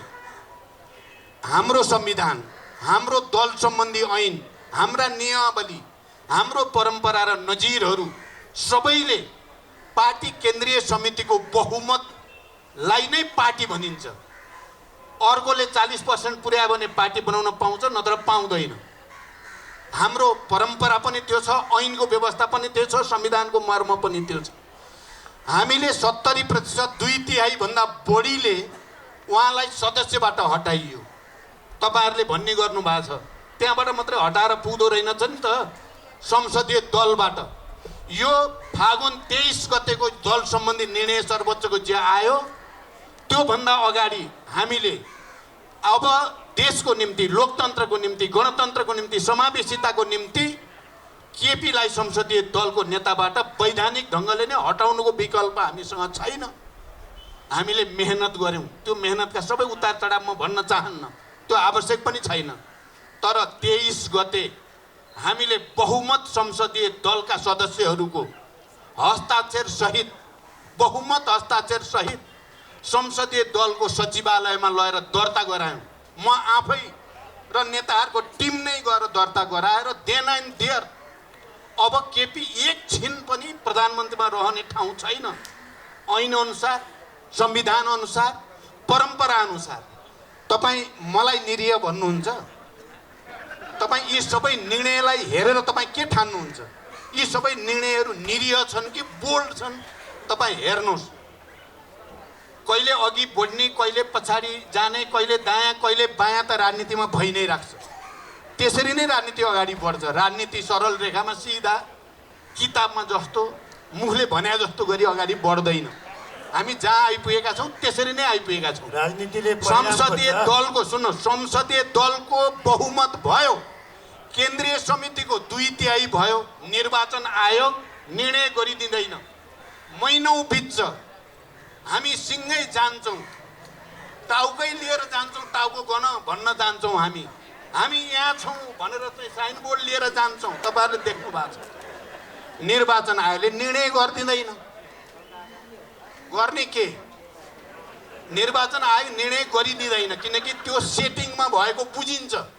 केपीका मान्छेले भन्छन् त्यहाँनिर हाम्रो सेट भइसकेको छ, जति गरौँ टाउको फरे पनि गर्दिन्न। गर्नै पर्ने हो नि। 70% केन्द्रीय समितिका सदस्यको हस्ताक्षर सहित जाँदा निर्वाचन आयोग निर्णय गरिदिँदैन। अनि हाम्रा सबै लोकतन्त्रवादी सबै निर्वाचन आयोगलाई दबाब दिनु त कता हो कता। हामीलाई नै के हेरेर बसेको भन्छन्। म त अनौठो लाग्छ, के हो मान्छेको बुद्धि, के भयो होला। हामी लगातार गइरहेका छौँ बाबा, हामी 70% छौँ, 2/3 छौँ, हामीलाई मान्यता देऊ, छिटो गरिदेऊ। पार्टी यो हो, गर्दैन। अब गर्ने के? त्यसपछि हामी केमा लायौँ त भने अब संसदीय दलको बहुमतै पुर्याएर हस्ताक्षर गरेर संसद सचिवालयमा दर्ता गरेपछि त तुरुन्तै केपीजी प्रधानमन्त्रीबाट हट्नै पर्छ। हाम्रो संविधान अनुसार, कानुन अनुसार, परम्परा अनुसार। कृष्णजी, तपाईँले यो बुझ्नु भएको छ नि। जब संसदीय दलको बहुमतको हस्ताक्षर भयो भनेपछि त्यही दिन पार्टी सम्बन्धी निर्णय गरियो र दुईटा पार्टी अलग गरियो। म तपाईँहरू न्यायाधीश हो, तपाईँहरूले गरिदिनु पर्यो मेरो लागि फैसला। सबभन्दा बढी अन्यायमा त म र मैले नेतृत्व गरेको पार्टी पर्यो। अब मैले त्यसो भएर त्यो संसद भङ्ग हुँदा पनि मैले भने सबभन्दा ठुलो अदालत भनेको जनअदालतै हो। जीवन मरणको सङ्घर्ष गर्न हामी फेरि आयौँ, तपाईँहरूको बिचमा आयौँ। मैले बोलेको तपाईँहरूले सुन्नु भएको छ, चाहे काठमाडौँको ठुल्ठुला सभाहरूमा होस् या अन्यत्र। लाइफ एन्ड डेथ हो। मैले भनेको छु यो नयाँ प्रकारको जनयुद्ध मैले फेरि लड्नु पर्ने स्थिति भयो। म लड्दैछु जनयुद्ध भने मैले जनयुद्धै थियो त्यो। ब्याटल जित्यो, तपाईँहरू पनि सबै हुनुहुन्थ्यो साथमा। बेस्ट ब्रेन नेपालका एक ठाउँमा भएपछि लडाइँ जितिन्छ भन्ने विश्वासको साथै हामी हिँडेका थियौँ। यस्तो होला कसरी कल्पना गर्ने? जन्मिसकेको बच्चालाई फेरि आमाको गर्भभित्र हालिदिन्छ अदालतले। यो सोध्न सकिने कुरा हो र यो कसैले कल्पना गर्न सकिन्छ र? यो प्राकृतिक नियमअनुसार पनि न्यायिक परम्परा र चाहिँ मूल्य मान्यता अनुसार पनि यो हुँदै नहुने कुरा भयो। त्यसो भएर मैले भनेको दिउँसै रात पारियो त गर्ने के? अब हामी तै पनि हामीले छोडेका छैनौँ।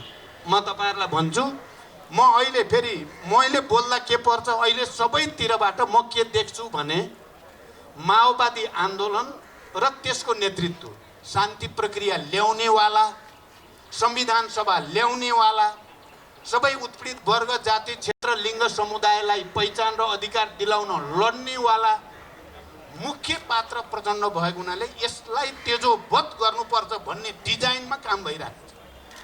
तपाईँहरूलाई त उस्तै उस्तै लाग्छ होला, सबै उस्तै उस्तै छन् भने जस्तो। तर मैले हेर्दा सबभन्दा बढी चाहिँ तपाईँको प्रहार कहाँ भइराखेको छ? महन्तजीले भन्नुहुन्छ, म महन्तजीसँग बहस गरिराखेको हुन्छु जहिले पनि सकारात्मक ढङ्गले। किनकि महन्तजी र म मधेसमा पहिचान र अधिकारको लडाइँ या आदिवासी जनजाति, दलित, महिला, मुस्लिम सबैको पहिचान र अधिकारको निम्ति लडाइँ लड्ने क्रममा सबभन्दा बढी त मैले नेतृत्व गरेको विद्रोहमा नै सबभन्दा धेरै बलिदान भएको छ। मधेसका मात्रै 1300 जना मान्छे त्यो मधेसको पहिचानको निम्ति बलिदान भएका छन् जनयुद्धमा। यसको हिसाब त महन्तजीलाई राम्रो थाहा छ। शान्ति सम्झौतामा आएपछि कहिले 22 दल, कहिले 30 दल, कति दल भनेर महन्तजी र हामी सँगै बसेर त्यही अधिकारको निम्ति लडेको कुरा पनि महन्तजीलाई थाहा छ, सबैलाई पनि थाहा छ। अनि संविधान सभामा हाम्रो अधिकार पुग्दैन भनेर उहाँहरू लड्दै गर्दा मैले जति प्राप्त हुन्छ त्यति लिनु पर्यो। अहिलेको शक्ति सन्तुलन, राजनीतिक शक्तिहरूको अवस्थिति, हाम्रो भूराजनीतिक अवस्थिति, सबै कारणले संविधान त बनाउनै पर्ने छ। बनाउँदा प्राप्त हुन सक्ने जति सम्झौता नगरी लिन सक्ने स्थिति छैन। सम्झौता गरेर ल्याउँ, तर मैले मेरो राजनैतिक नैतिकता र मेरो निष्ठाले मैले सबै जस्ताको तस्तै समर्थन गर्न सक्दिनँ। तपाईँहरू सबैलाई थाहा छ, संविधान सभामा मेरो नोट अफ डिसेन्ट छ, रिजर्भेसन छ। मधेसकोलाई पनि पुगेको छैन। संविधान संशोधन गरेर परिमार्जन गर्दै जानुपर्छ। त्यसै गरी आदिवासी जनजाति, दलित, महिला, मुस्लिम, मजदुर, किसानको अधिकार पनि यसमा पूर्णता छैन। तर फेरि पनि आजको शक्ति सन्तुलनको स्थिति र संविधानको आवश्यकतामा यो संविधानलाई मेरो समर्थन छ भनेर राखेको छु। महन्तजीलाई यो कुरा थाहा छ।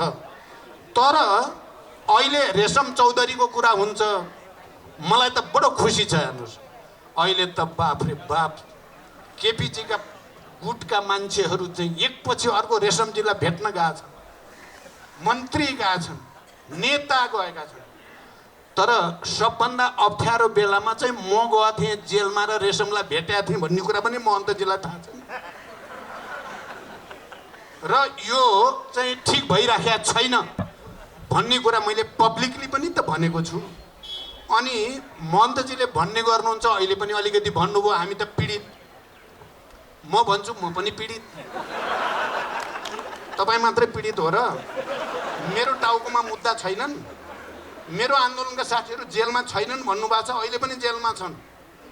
कति मुद्दा मेरो टाउकोमा छन् भन्ने कुरा चाहिँ तपाईँलाई थाहा छ नि महन्तजी।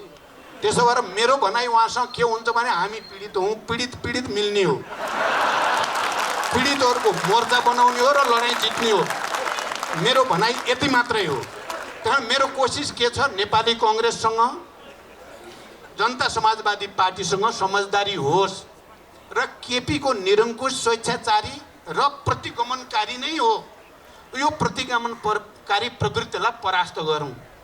अब यहाँ आइदियो के भने केपीकोलाई त परास्त गरियो। हेर्नुहोस्, मैले त गरेँ दोभानजी, तपाईँ हेर्नु होला, मैले त सदस्यबाट निकालिदिएँ केपीलाई। त्यो मैले एक्लै निकाले हो र वैधानिक ढङ्गले निकालेँ मैले, आधिकारिक ढङ्गले निकालेँ मैले, कानुन अनुसार निकालेँ मैले। 70% केन्द्रीय समितिले निकाले हो नि। तर अदालतले यो अदालत भन्न मिल्छ त मैले भन्यो भने त फेरि भएर के हुने हो, अर्को मुद्दा थपिन्छ। अब थप भन्नुहुन्छ भने थप दिन्छु म त। मलाई त्यो चाहिँ नठान्नु होला। म अर्को विद्रोह, जनविद्रोह हिंसा होइन है, फेरि अर्को अर्थ लाग्छ भने डर हुन्छ। मैले विद्रोह र क्रान्तिको कुरा गरेँ भने युद्धै भने होला भन्ठान्छन्। मैले आजकल भन्ने कलरफुल रिभोल्युसन, तपाईँहरू आज मलाई बडो म खुसी छु। हेर्नुहोस्, मैले अब न्याय पाउँछु कि भन्ने लाग्छ। दिउँसै रात बनाइएको छ नेपालमा, सबै उल्ट्याउन खोजिएको छ राजनीतिलाई। जुन चिज हामीले धेरै ठुलो मेहनत गरेर यहाँसम्म ल्याएको राजनीति उल्ट्याउने षड्यन्त्र छ, कता कताबाट छ भन्ने तपाईँहरू नागरिक आन्दोलनका अगुवा सबैले बुझ्नु भएकै छ। भनिराख्नु परेन। शनिबार भनेपछि बिदा भनिराख्नु पर्छ र हाम्रोमा त नेपालमा बिदा भइहाल्यो नि, त्यो बुझिएकै छ। आज मलाई यति बोल्ने मौका तपाईँहरूले जुटाइदिनु भयो। अब तपाईँहरू भन्नुहुन्छ भने सुरु गर आन्दोलन, हामी तेरो साथ छौँ भन्नुहुन्छ भने, या तपाईँहरू हामी सुरु गर्छौँ पछि आइज भन्नुहुन्छ भने म दुइटैको लागि तयार। जनता र सडकबाट बाहेक यो सब ठिक होला भन्ने मलाई लागेको छैन। अब दिउँसै रात पार्न थालेपछि के गरी सक्ने? हुँदै नहुने कुरा, संविधानमा हुँदै नभएको कुरा गरिदिएपछि, ऐन नियम कानुनमा हुँदै नभएको कुरा जबरजस्ती गरिदिएपछि र त्यसलाई राष्ट्रिय अन्तर्राष्ट्रिय सबैले समर्थन गरिदिएपछि गर्नुहुन्छ के? यो सायद नेपालको जियो पोलिटिकल लोकेसनका केही कम्पल्सनहरू हुनसक्छ। यो हिसाब गर्न सकिन्छ प्रचण्डले गल्ती कहाँनिर गर्यो त? बेकार यो कम्युनिस्ट एक बनाउने गल्ती गर्न हुन्थेन नि त। त्यसो भएपछि सारा संसार रिसाउँछ नि त। कम्युनिस्ट मन पराउँदैनन्। थाहा छ नि आजको संसारले कम्युनिस्ट भनेपछि जस्तोसुकै कम्युनिस्ट, जति लोकतन्त्रवादी भए पनि कम्युनिस्ट भन्ने नाम लेख्यो भने पुग्यो, यस्तो छ। त्यहाँ प्रचण्डले बेकारमा कम्युनिस्टलाई जुटाउने गल्ती गर्यो, बल्ल खायो भन्ने तपाईँहरूले ठान्नु भएको छ भने त त्यो पनि एउटा लजिक त हुनसक्छ। त्यो लजिक हुनसक्छ। अब त्यसो भएर मैले देखेको त के हो भने, अब अरू तरिका भन्दा यो तरिकाले राजनीति स्थायित्व र विकासतिर लान सकिएला भन्ने हो मेरो सपना। त अरू त मेरो होइन नि नियत त। मैले निर्वाचनको बेलामा अबको दशक विकासको लागि, किनभने म जुन परिवेशमा शान्ति, संविधान सभा, गणतन्त्र, निर्वाचन, गठबन्धन गर्दै जाँदा अब मेरो पार्टीभित्र पनि निकै ठुलो बलिदान भएको छ, यहाँहरूलाई थाहा छँदैछ। मेरो परिवारभित्र पनि निकै ठुलो संवेदना र पीडाको स्थिति हुँदै पनि मैले अब सबै मेरा लागि प्रकाश भए, सबै ज्ञानो भए भन्दै म चुनावमा होमिएको हो नि त। अहिले यत्रो ठुलो षड्यन्त्र हुँदा तपाईँ नागरिक आन्दोलनका सबै अगुवाहरूले जे देख्नु भएको छ, तपाईँहरूले भनिदिनुहोस् मलाई, मैले के गर्न पर्यो, तपाईँहरूको अनुसार म गर्छु। धन्यवाद। धन्यवाद प्रचण्डजी। अब त्यो जनविद्रोह अथवा जे भन्नुहुन्छ, परिवर्तनका लागि, अग्रगामी परिवर्तनका लागि, लोकतन्त्रका लागि हामी सधैँ तयार छौँ। तर अन्तिम प्रयत्न तपाईँले संसदमा एकपटक ठोस रूपमा गरेर देखाउनुहोस्। त्यसपछि त्यो बाटोमा जान हामी रोकिँदैनौँ। टेन्सन भएको रहेछ, 2-4 दिन ढिलो भएकोमा किन ढिलो गरिस् भन्नुभयो, त्यसैको लागि गरे हो। म लास्टसम्म अब 2-4 दिन लाग्छु संसदभित्रै, भएन भने सडकमा आउँछु। वीरेन्द्रजी अब केही थप्नुहुन्छ? मैले अनुरोध के हेलो, एक ठाउँबाट जस्तो छ, अब फेरि काङ्ग्रेसले त्यसलाई कति सहज बनाइदिन्छ। मैले एउटा कुरा अनुरोध गर्नुपर्ने हुन्छ। नागरिक आन्दोलनबाट तपाईँहरूले जे कुरा उठाउनु भएको छ, केपी शर्मा ओलीको विकल्प देशले खोजेको छ भन्ने कुरामा तपाईँहरूसँग सहमत हो। प्रचण्डजीले त्यो भनेको कुरासँग सहमत हो। तर अहिले लामो रूपमा उहाँले त्यहाँसम्म पुग्ने निष्कर्षको बारेमा भनेको कुरामा धेरै कुरा मसँगै छैन उहाँसँग, किन उहाँले भनेको उहाँ पुगेको ठाउँ मेरा लागि त्यो ठाउँ होइन। आज मैले उहाँलाई प्रतिवाद गर्नु आवश्यक यसकारण थिएन कि छैन पनि धेरै कुरामा गर्दिनँ प्रतिवाद, तर केही कुरामा मैले भन्नुपर्छ। जस्तो प्रचण्डजीले नेपालमा कम्युनिस्ट आन्दोलनका लागि अस्ति जनादेश प्राप्त भएको थियो। कम्युनिस्ट आन्दोलन जुटाएर राख्ने काम मेरो जिम्मा हो, त्यो गर्दाखेरि दुःख पाएँ भन्नु हो, त्यो मेरो विषय भएन, त्यो उहाँको विषय हो, नितान्त उहाँको विषय हो। त्यो विषयलाई बोकेर केपी शर्मा ओलीलाई हटाउनुपर्छ मैले भन्न सक्दिनँ। केपी शर्मा ओलीले कम्युनिस्ट आन्दोलनलाई एक ठाउँमा राखे, दुई ठाउँमा राखे, उहाँको चिन्ताको विषय हो। मलाई देशीले विदेशीले के भन्छन् त्यतातर्फको मतलब भएन, तर मलाई एउटा कुरा पक्का के हो भन्दाखेरि उहाँले सोचेको अहिले पनि नेपालमा बलियो कम्युनिस्ट पार्टी मात्रै नेपाललाई नेतृत्व गर्न सक्ने बाटोमा जान सक्छ भन्ने निष्कर्षमा पुग्नुभयो भने मैले अहिले पनि प्रचण्डजी त्यो निष्कर्षमा सँगै बसेर कसरी हस्ताक्षर गर्ने भनेर प्रश्न डबलीमा गरेन भने भोलि तपाईँहरूसँग मैले सत्य नबोल्या ठहर्छ। त्यसैले त्यति त मैले भन्न नै पर्छ। अहिले केपी शर्मा ओलीलाई एउटा ठाउँबाट हामीले हेरौँ।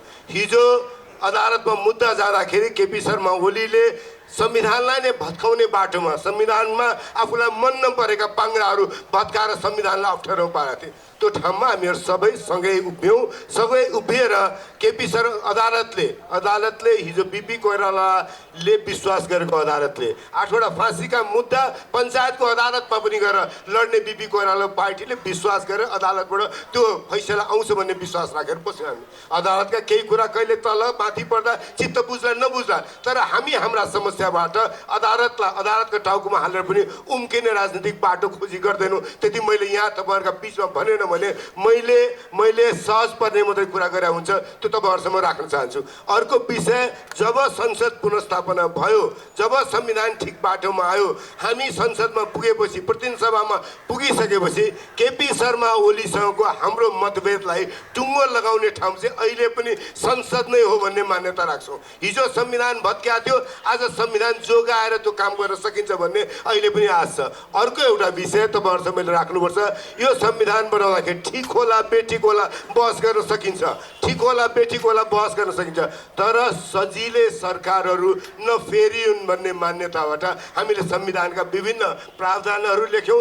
सरकार बदल्ने कुरा कठिनाइपूर्ण बनायौँ। अविश्वासको प्रस्ताव पेश गरेपछि असफल भयो भने 1 वर्षसम्म अर्को अविश्वासको प्रस्ताव लिएर नआउने, अविश्वासको प्रस्ताव लिएर जाँदाखेरि वैकल्पिक प्रधानमन्त्रीको नाम लिएर जाने, पार्टीहरू फुटाउनलाई एकातर्फबाट मात्रै सजिलो बाटोबाट पार्टीहरू टुक्रा टुक्रा नहुन् भनेर संसदमा पनि केन्द्रीय समितिहरू हुनुपर्छ भने, तर कतिवटा विषय आज हिजोको हाम्रो अनुभवबाट हामीले अप्ठ्यारो बनाएका विषयहरूमा काहीँ न काहीँ मान्छेको विवेक बन्धक पर्न थाल्यो कि भन्ने चिन्ता लागेको छ। आज माधव नेपालको विवेकलाई नितान्त विधान र कानुन र ऐनमा लेखेका कुरालाई प्रयोग गरेर केपी शर्मा ओलीले फाइदा लिन खोज्नु भएको छ। त्यसैले माधवजीको समर्थन जुटाएर हामीले राजनीतिक निकासको खोजी गर्दाखेरि माधवजीलाई अप्ठ्यारोमा नपारेर उहाँको विवेकको मत पनि प्रयोग हुने, तर विवेकको मत प्रयोग गर्नुभन्दा अगाडि उहाँ दुःखमा पर्ने बाटो हाम्रा लागि स्वीकार्य छैन। त्यसैले केही काम हामीले गर्दा तपाईँहरूलाई किन यिनले सबैलाई चित्त बुझाएर गर्न सकेनन् भन्ने लाग्दाखेरि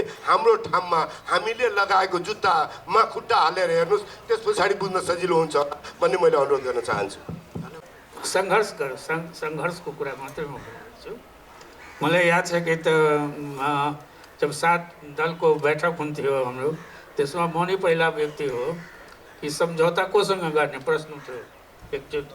अनि मैले के भनेको थिएँ कि माओवादीसँग चाहिँ सम्झौता गर्नुपर्छ, किनकि माओवादीसँग सम्झौता गर्दा जनताको माग जनतैमा रहन्छ, जनताले नै पाउँछ। यदि राजासँग हामी सम्झौता गर्छौँ भने जनताको अधिकार राजामा जान्छ। त्यो ठुलो उठाउँदै आएको हो। र जब दिल्लीमा हाम्रो कुराकानी अन्तिम कुराकानी भएको छ, एकजना यहाँलाई याद हुनुपर्ने, एकजना लेफ्ट नेताले बिन्ती पत्र दिनुपर्छ राजाले होइन, अनि उहाँले नि भन्नुभयो ल तपाईँको दर्ता भयो, विरोध तपाईँको दर्ता भयो, अब हामी चाहिँ आन्दोलनमा जाने, बिन्ती पत्र हामीले भनेर यो। त समय समयमा मेरो भनाइ के छ कि रिक्वेस्ट कि तपाईँ पीडित भएर पनि चेयरमा हुनुहुन्छ, माथिल्लो उसमा हुनुहुन्छ। अब राष्ट्रवादको नारा दिनुहुन्छ, त्यहाँ हामी पर्दैनौँ, प्रशासनमा हामी पर्दैनौँ, होइन, कहीँ जुडिसियरीमा हामी छैनौँ, तर उनको मान्नै पर्छ। यहाँले पनि त्यही कुरा गर्नु, हाम्रो विरुद्धमा फैसला हुन्छ, नागरिकताको विषयमा फैसला हुन्छ, ड्रेस लगाउनै पर्छ, ल अब मान्नै पर्यो, होइन, भाषाको विषयमा फैसला हुन्छ, मान्नै पर्यो। जबकि संविधानमा के छ, के लेखिन्छ, बहुभाषी, बहुजातीय, बहुसांस्कृतिक, तर चेहरा त देख्दैन नि, चेहरा त एकै किसिमको। एकचोटि सेनाले हामीलाई बोलाएको थियो अनि 10 जना जेनरललाई चाहिँ त्यहाँ मैले के प्रश्न गरेँ कि जेनरल साहब तपाईँको सेनामा त माने हाम्रो त बहुजातीय देश हो, अनेक किसिमका मानिस छ, तर एकै किसिमको चेहरा देखिरहेको छ, खोइ किन? उनको जवाब आयो, खोइ त तपाईँहरूको मामा काका सेनामा छैन त कसरी बाँड्नुहुन्छ? अब के गर्ने, अवस्था त त्यही हो। तापनि समयमा जुन समयमा तपाईँको एकदम आवश्यकता थियो, त्यस बेलामा हामी साथ दिएकै हो। अहिले त तपाईँ आफै अलमानमा पर्नुहुन्छ, ओलीले समर्थन तपाईँले गरिरहनु भएको छ, अनि आरोप हाम्रो माथि। हामीले के गरेका छौँ? अब सरकारमा ओलीजी हुनुहुन्छ त कोसँग जाने भन्ने आफ्नो समस्या। जेलमा परेको साथीहरूको हामीसँग जो विभेद भइरहेको छ, त्यसको कुरा कहाँ उठाउने? जनतामा त हामी उठाइ नै राखेका छौँ सधैँ, सदनमा पनि उठाएकै हो। सदनमा पनि तपाईँ जस्तै मैले उठाएको कि स्वेच्छाचारी शासन जब हुन्छ तब डिक्टेटरसिपको टेन्डेन्सी हुन्छ। हुनसक्छ अहिले हाम्रो शासकहरू डिक्टेटर छैन, तर टेन्डेन्सी त्यस्तै स्वेच्छाचारी शासन जब हुन्छ करप्सनको टेन्डेन्सी हुन्छ। हाम्रो सबै इमान्दारै होला अहिले, तर टेन्डेन्सी त त्यतातिर हुन्छ नि, जान्छ नि। त्यो कुन बेलामा तपाईँहरूको मैले साथ विरोधमा गएको, तर आफै ऊ गर्नुहोस् न, हाम्रो मुद्दा हाम्रो कहाँसम्म सम्बोधन भएको छैन नि। त्यसै कारण तपाईँको पीडा र हाम्रो पीडा अलग अलग छ। तपाईँको पीडा हुनसक्छ सत्ताको लागि, हाम्रो त्यो छैन। एउटा प्रचण्डजीको कुरा सुन्दाखेरि त्यो कुरा हामी तपाईँहरूलाई वाच गरिराखेकै हो, तपाईँहरूको मुभ कसरी हुँदैछ भनेर हामीको छ। त्यसैले घाँटी समातेर संविधानको दफाभित्र घाँटी समातेर ननिकालुन्जेलसम्म तपाईँहरू यो निरङ्कुशता उन्मुख, तानाशाहीतर्फ उन्मुख, प्रतिगमनतर्फ उन्मुख सत्तालाई रोक्न सक्नुहुन्न। भाषणले मात्रै आउँदैन जस्तो लाग्दछ। राजनीतिमा तपाईँले भन्नुभयो, दुःख हामीलाई लाग्छ, तपाईँका कुराप्रति हामी एकदमै सहानुभूति साथ हेर्दछौँ, तपाईँको प्रयत्नका प्रति। तर जनता त राजनीतिमा रिजल्ट खोज्छ है। तपाईँका प्रयत्न मात्रै पछिमा सन्तोष मात्दैन, रिजल्ट खोज्छ उसले। जुन दिन रिजल्ट देखिन्छ अनि मात्रै तपाईँलाई ताली पिट्छन्। प्रयत्नहरूमा एकैबाट ताली पिटिँदैन। हाम्रो बाध्यता, हामी नागरिकको बाध्यता त्यो पनि हो। मैले बुझ्दछु, तर सबै नागरिक त्यो नबुझ्न सक्दछन्। अब यो चरणको अन्तिमतिर हामी त निमित्त हौँ, धोबानजी र म। हामीसँग यतिका हाम्रो नागरिक समुदाय छ, त्यसैको वारेस भएर हामी दुईजना आइपुगेका छौँ सबैसँग त। तर 62-63 आन्दोलनदेखि अहिले पनि निरन्तर रूपमा यो आन्दोलनमा का मोर्चामा निस्किरहनु भएको हाम्रा अग्रज आदरणीय नागरिक दाजु खगेन्द्र सङ्ग्रौलाका छुट्टै केही प्रश्न हुन सक्दछन् जुन हामीले उहाँलाई भेट्टाउन सकेनौँ। खगेन्द्रजी, अब तपाईँको मुखबाट हामी सबै नागरिक फेरि अरू केही प्रश्न सुन्न चाहन्छौँ। आज हामी जुन परिस्थिति भोगिरहेका छौँ त्यसैको उत्कर्ष अथवा परिणति हो भन्ने मलाई लाग्छ। तर उहाँले धेरै दुःख व्यक्त गरिसक्नु भएकोले म उहाँलाई प्रश्न सोध्दिनँ।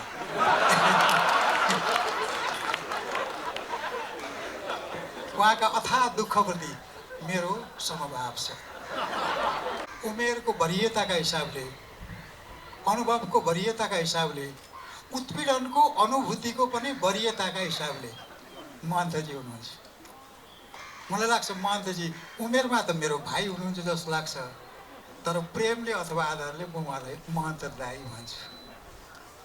अहिलेको यो परिवर्तनको प्रक्रियामा साँचो उहाँसँग छ। म अलिकति पृष्ठभूमिको अलिकति कुरा गरौँ।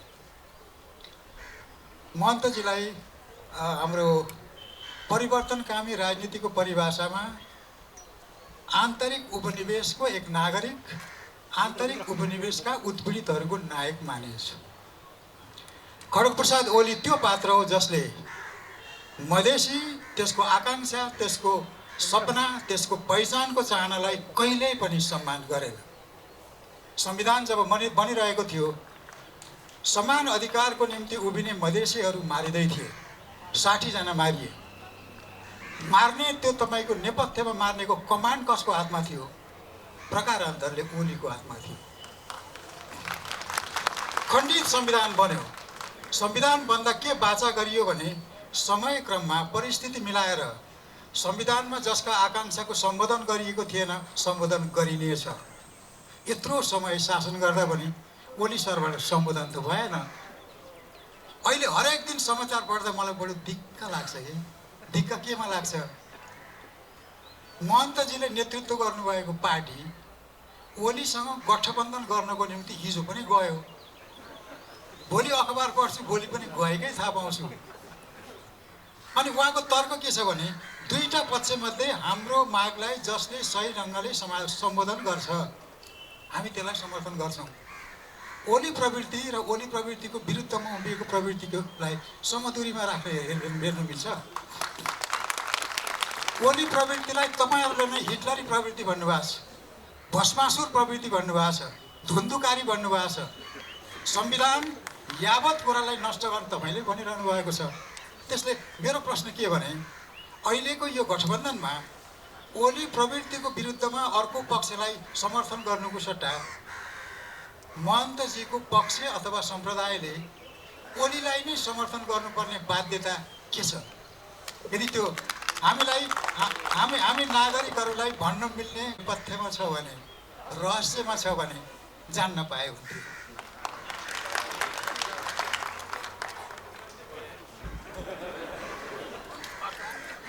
होइन, के छ कि अब तपाईँहरूले जे भने पनि हुन्छ। तपाईँहरूले त मलाई प्रधानमन्त्री बनाइदिनु भएछ। मैले कसै उहाँले समर्थन बार उहाँले त्यो सरकारमा आउनुहोस् उहाँले भन्नुभएछ। होइन, हाम्रो जबसम्म यो हुँदैन त्यस सरकारमा हाम्रो निर्णय भएको छैन। सरकारमा अस्ति जाने बेला अन्तिम समयमा जब आफ्नो जिल्लामा गइरहेको थिएँ, उहाँले भन्नु ल समर्थनको कुरा आयो। अन्त होइन, म तपाईँको विरोधमा छैन, त्यति हो। त म विरोधमा त उहाँहरूको पनि छैन।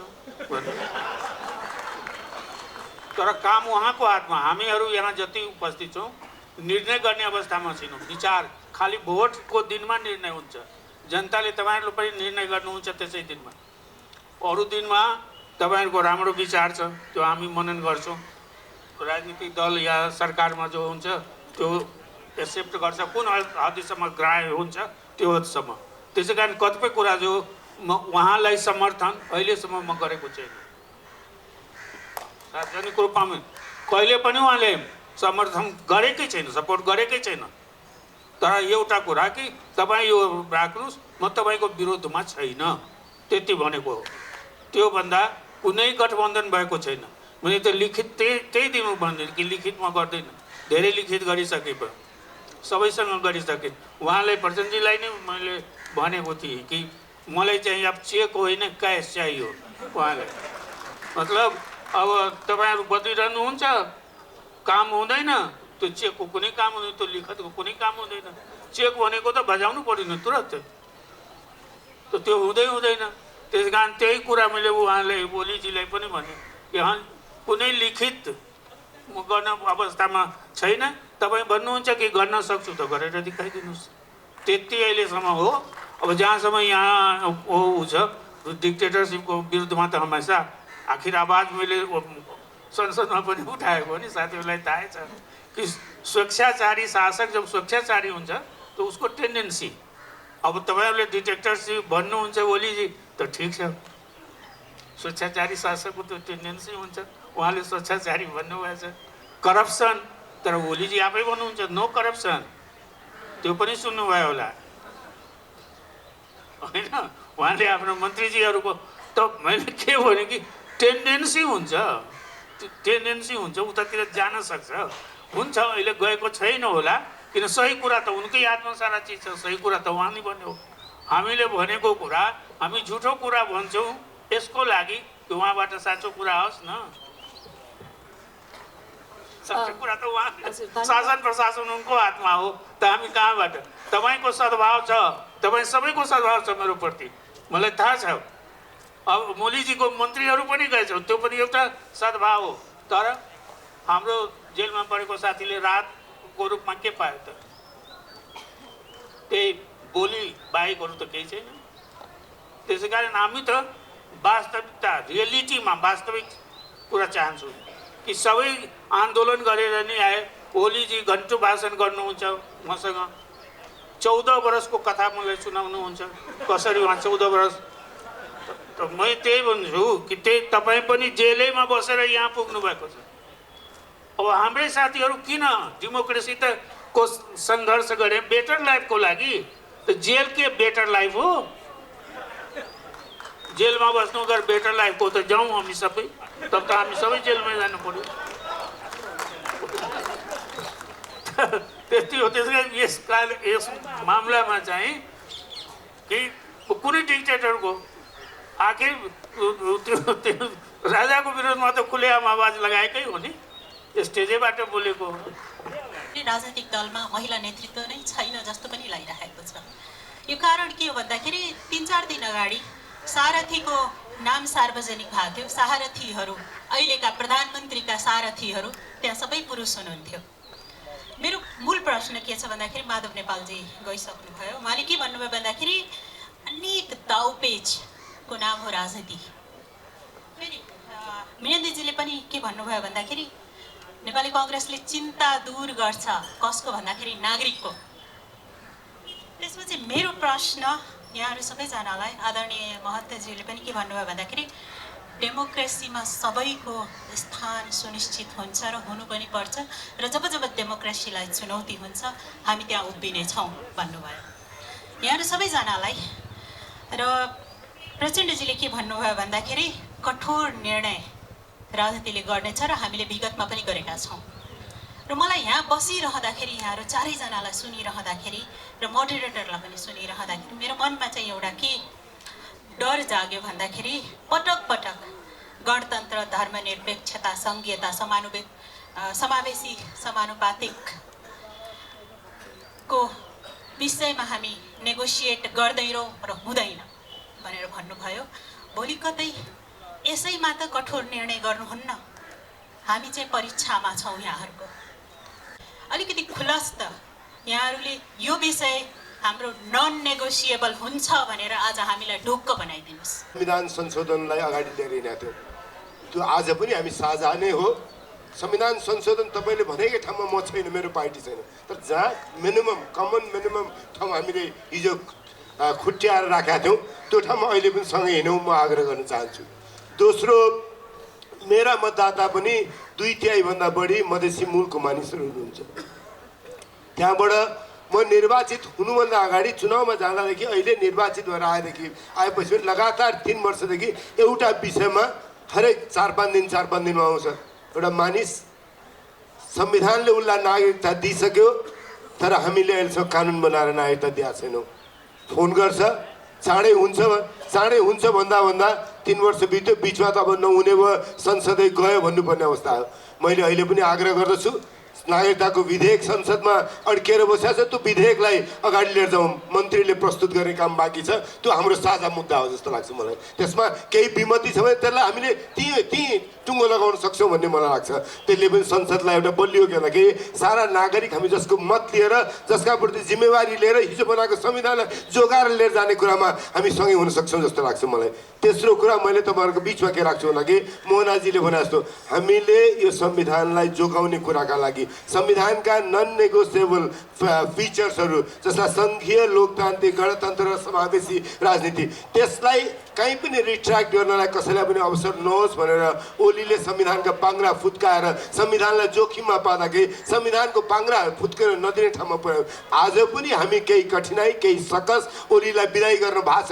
त्यो सकसहरू सहेर पनि बिस्तारै बाटो वैधानिक बाटो किन खोजिरहेको छ भन्दाखेरि संविधान जोखिममा नपरोस्। हिजोको धेरै ठुलो सङ्घर्षबाट यो ठाउँसम्म हामी आइपुगेका छौँ। यो ठाउँमा बनेको चिजमा चित्त नबुझ्या होला कतिवटा कुरामा महन्तजीलाई, कतिवटा कुरामा महन्तजी आधी बाटोमा मेरो भेट होला, तर त्यो बाटोसम्म लिएर जाने कुराका लागि मूल आधार पनि भत्केर हामी चाहिँ केही नरहने अवस्था नरहोस्। त्यसैले ओलीसँग हाम्रो व्यवहारमा तपाईँहरूको गुनासो रहने केही ठाउँ त्यस्तो पनि बनाएको छ। ओलीको प्रवृत्ति छ, ओलीलाई विदाई गर्ने कुरामा तपाईँहरूको आवाजमा साथ छौँ, काङ्ग्रेस साथ छ, तर बाँकी कुराहरूलाई जोखिममा पार्नलाई उनी अगाडि तम्सिने के अरे मेलोमा लाग्न नपाउन् त्यतातर्फ पनि हामी सतर्क छौँ। नागरिक आन्दोलनको आवाजलाई फेरि पनि आज तपाईँहरूका बिचमा बसेर सुनेर मेरो पार्टीसम्म लिएर जाने अवसर पाएको छु, त्यसका लागि हार्दिक आभार, धन्यवाद। जय नेपाल। कम्युनिस्ट आन्दोलनलाई एकता गरेर राजनीतिक स्थायित्व होला भनेर सोचेको, तर त्यस्तो भएन भन्दाखेरि मैले उहाँलाई सम्बोधन गरेको होइन। तपाईँले यसलाई मानिदिनुपर्छ भनेको होइन, मैले यतातिर हेरेर भनेको, मैले त यसो सोचेर गरेको भएन भनेको पहिलो कुरा। दोस्रो कुरा, सर्वोच्च अदालतको फैसलालाई हामीले असहमतिसहित स्वीकार्छौँ भनेका छौँ। कारण अदालतप्रतिको तपाईँको धारणा र मेरो धारणामा आजका मितिमा फरक छैन। तपाईँलाई पनि सिधै तपाईँको पार्टी राजनीति र तपाईँको लक्ष्यमाथि प्रहार भयो भने असहमति त लोकतन्त्रमा राख्न पाइयो नि त। असहमति राखिएको छ, अस्वीकार गरिएको छैन। यो कुरा क्लियर होस्, नत्र भोलि फेरि अर्को मानहानि आउला भन्ने मलाई डर भयो। दोस्रो, अब म खगेन्द्रजीको लागि भन्न चाहन्छु, होला तपाईँले भनेअनुसार मैले ओली प्रवृत्तिका अगाडि लगेर प्रधानमन्त्री, पार्टी एकता अध्यक्ष सबै सुम्पिएको गल्ती भयो होला तपाईँले विश्लेषण गरेकोमा म सम्मान गर्छु, म अहिले त्यसमा टिप्पणी गर्दिनँ। तर खगेन्द्रजी, तपाईँ सिनियर व्यक्तित्व हो, म तपाईँबाट के अपेक्षा गर्छु भने प्रचण्डले नै त विद्रोह गर्यो ओलीका विरुद्ध भनेर धन्यवाद किन भन्नुहुन्न तपाईँले? प्रचण्ड त्यहाँ पुगेको थियो र त यो सबै भयो भनेर किन भन्नुहुन्न? तपाईँबाट मेरो त्यो अपेक्षा छ। म यति तपाईँको जवाफ यति नै हो मेरो। सही भयो गलत भयो त्यो अलग कुरा भयो। अर्को, महन्तजीले चाहिँ थोरै राख्न खोज्नुभयो, त्यो ठिकै हो। हिजो 12 बुँदे समझदारीको तयारीको सन्दर्भमा महन्तजी नै सबभन्दा तीखो ढङ्गले गणतन्त्रको पक्षमा उभिनु भएको, बिबिसीमा एउटा इन्टरभ्यू दिँदाखेरि गणतन्त्रै हो भनेको र माओवादीसँग मिल्नुपर्छ राजासँग होइन भनेर नेपाली कङ्ग्रेसभित्र प्रखर रूपमा उहाँले भनेकै हो। आज मेरो के मात्रै प्रश्न महन्तजीसँग हो, अरू सबै गर्न परेन। कुरा भन्नु हो, मेरो भनाइ के हो भने मधेसको अधिकार र पहिचान विरोधी प्रवृत्तिको रूपमा नेपालमा केपी ओली प्रवृत्ति स्थापित छ। तपाईँले राम्रो चिन्नु भएको छ। मेरो भनाइ के हो भने तपाईँ नै सरकार बन्नुहोस् र हल गरौँ न मिलेर भन्ने मात्रै हो। आजको भोलि 1 हप्ताभित्र हाम्रो सरकार बन्छ। महन्तजी, तपाईँ हामी सरकार भएर गरौँ न, किन ओली कहाँ धाउनुहुन्छ भन्ने मात्रै मेरो प्रश्न हो। पर्दैन बाबा, जे भए पनि मलाई त तपाईँले चिन्नु भएकै छ।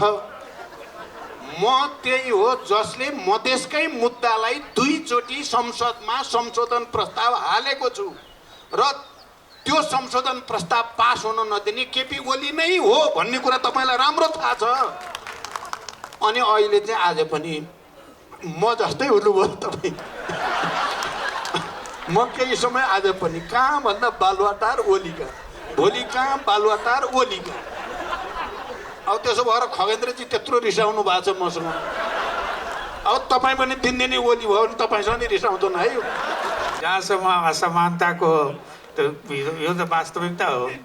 कानुनले नै देखाउँछ, जस्तै 33% भनौँ न आरक्षण छ, त्यो आरक्षण आफैले देखाइरहेको छ नि इक्वल छैन होइन। जनसङ्ख्या अनुसार चाहिँ समावेशी हुनुपर्ने हाम्रो ऊ नै छ, हाम्रो आन्दोलनको जुन ऊ थियो त्यो त अहिले भएको छैन होइन। नागरिकता कानुनमा पनि विभेद देखिन्छ महिला र पुरुषमा। त कतिपय कानुनहरू आन्दोलन आइडेन्टिटी र आइडेन्टिटीको छ, किनकि आइडेन्टिटीको आधारमा विभेद हुँदै आएको छ, त्यसको अन्त हुनुपर्छ। आन्दोलनको एजेन्डा थियो त्यस तरह होइन। कतिपय काम भएको छ, अगाडि बढ्ने प्रयास छ, तर अहिले पनि इक्वालिटी छैन समाजमा, किनकि जो सामाजिक दृष्टिकोणले हो आर्थिक दृष्टिकोणले हो पछाडि छ। त उसलाई जबसम्म पुस गर्दैन,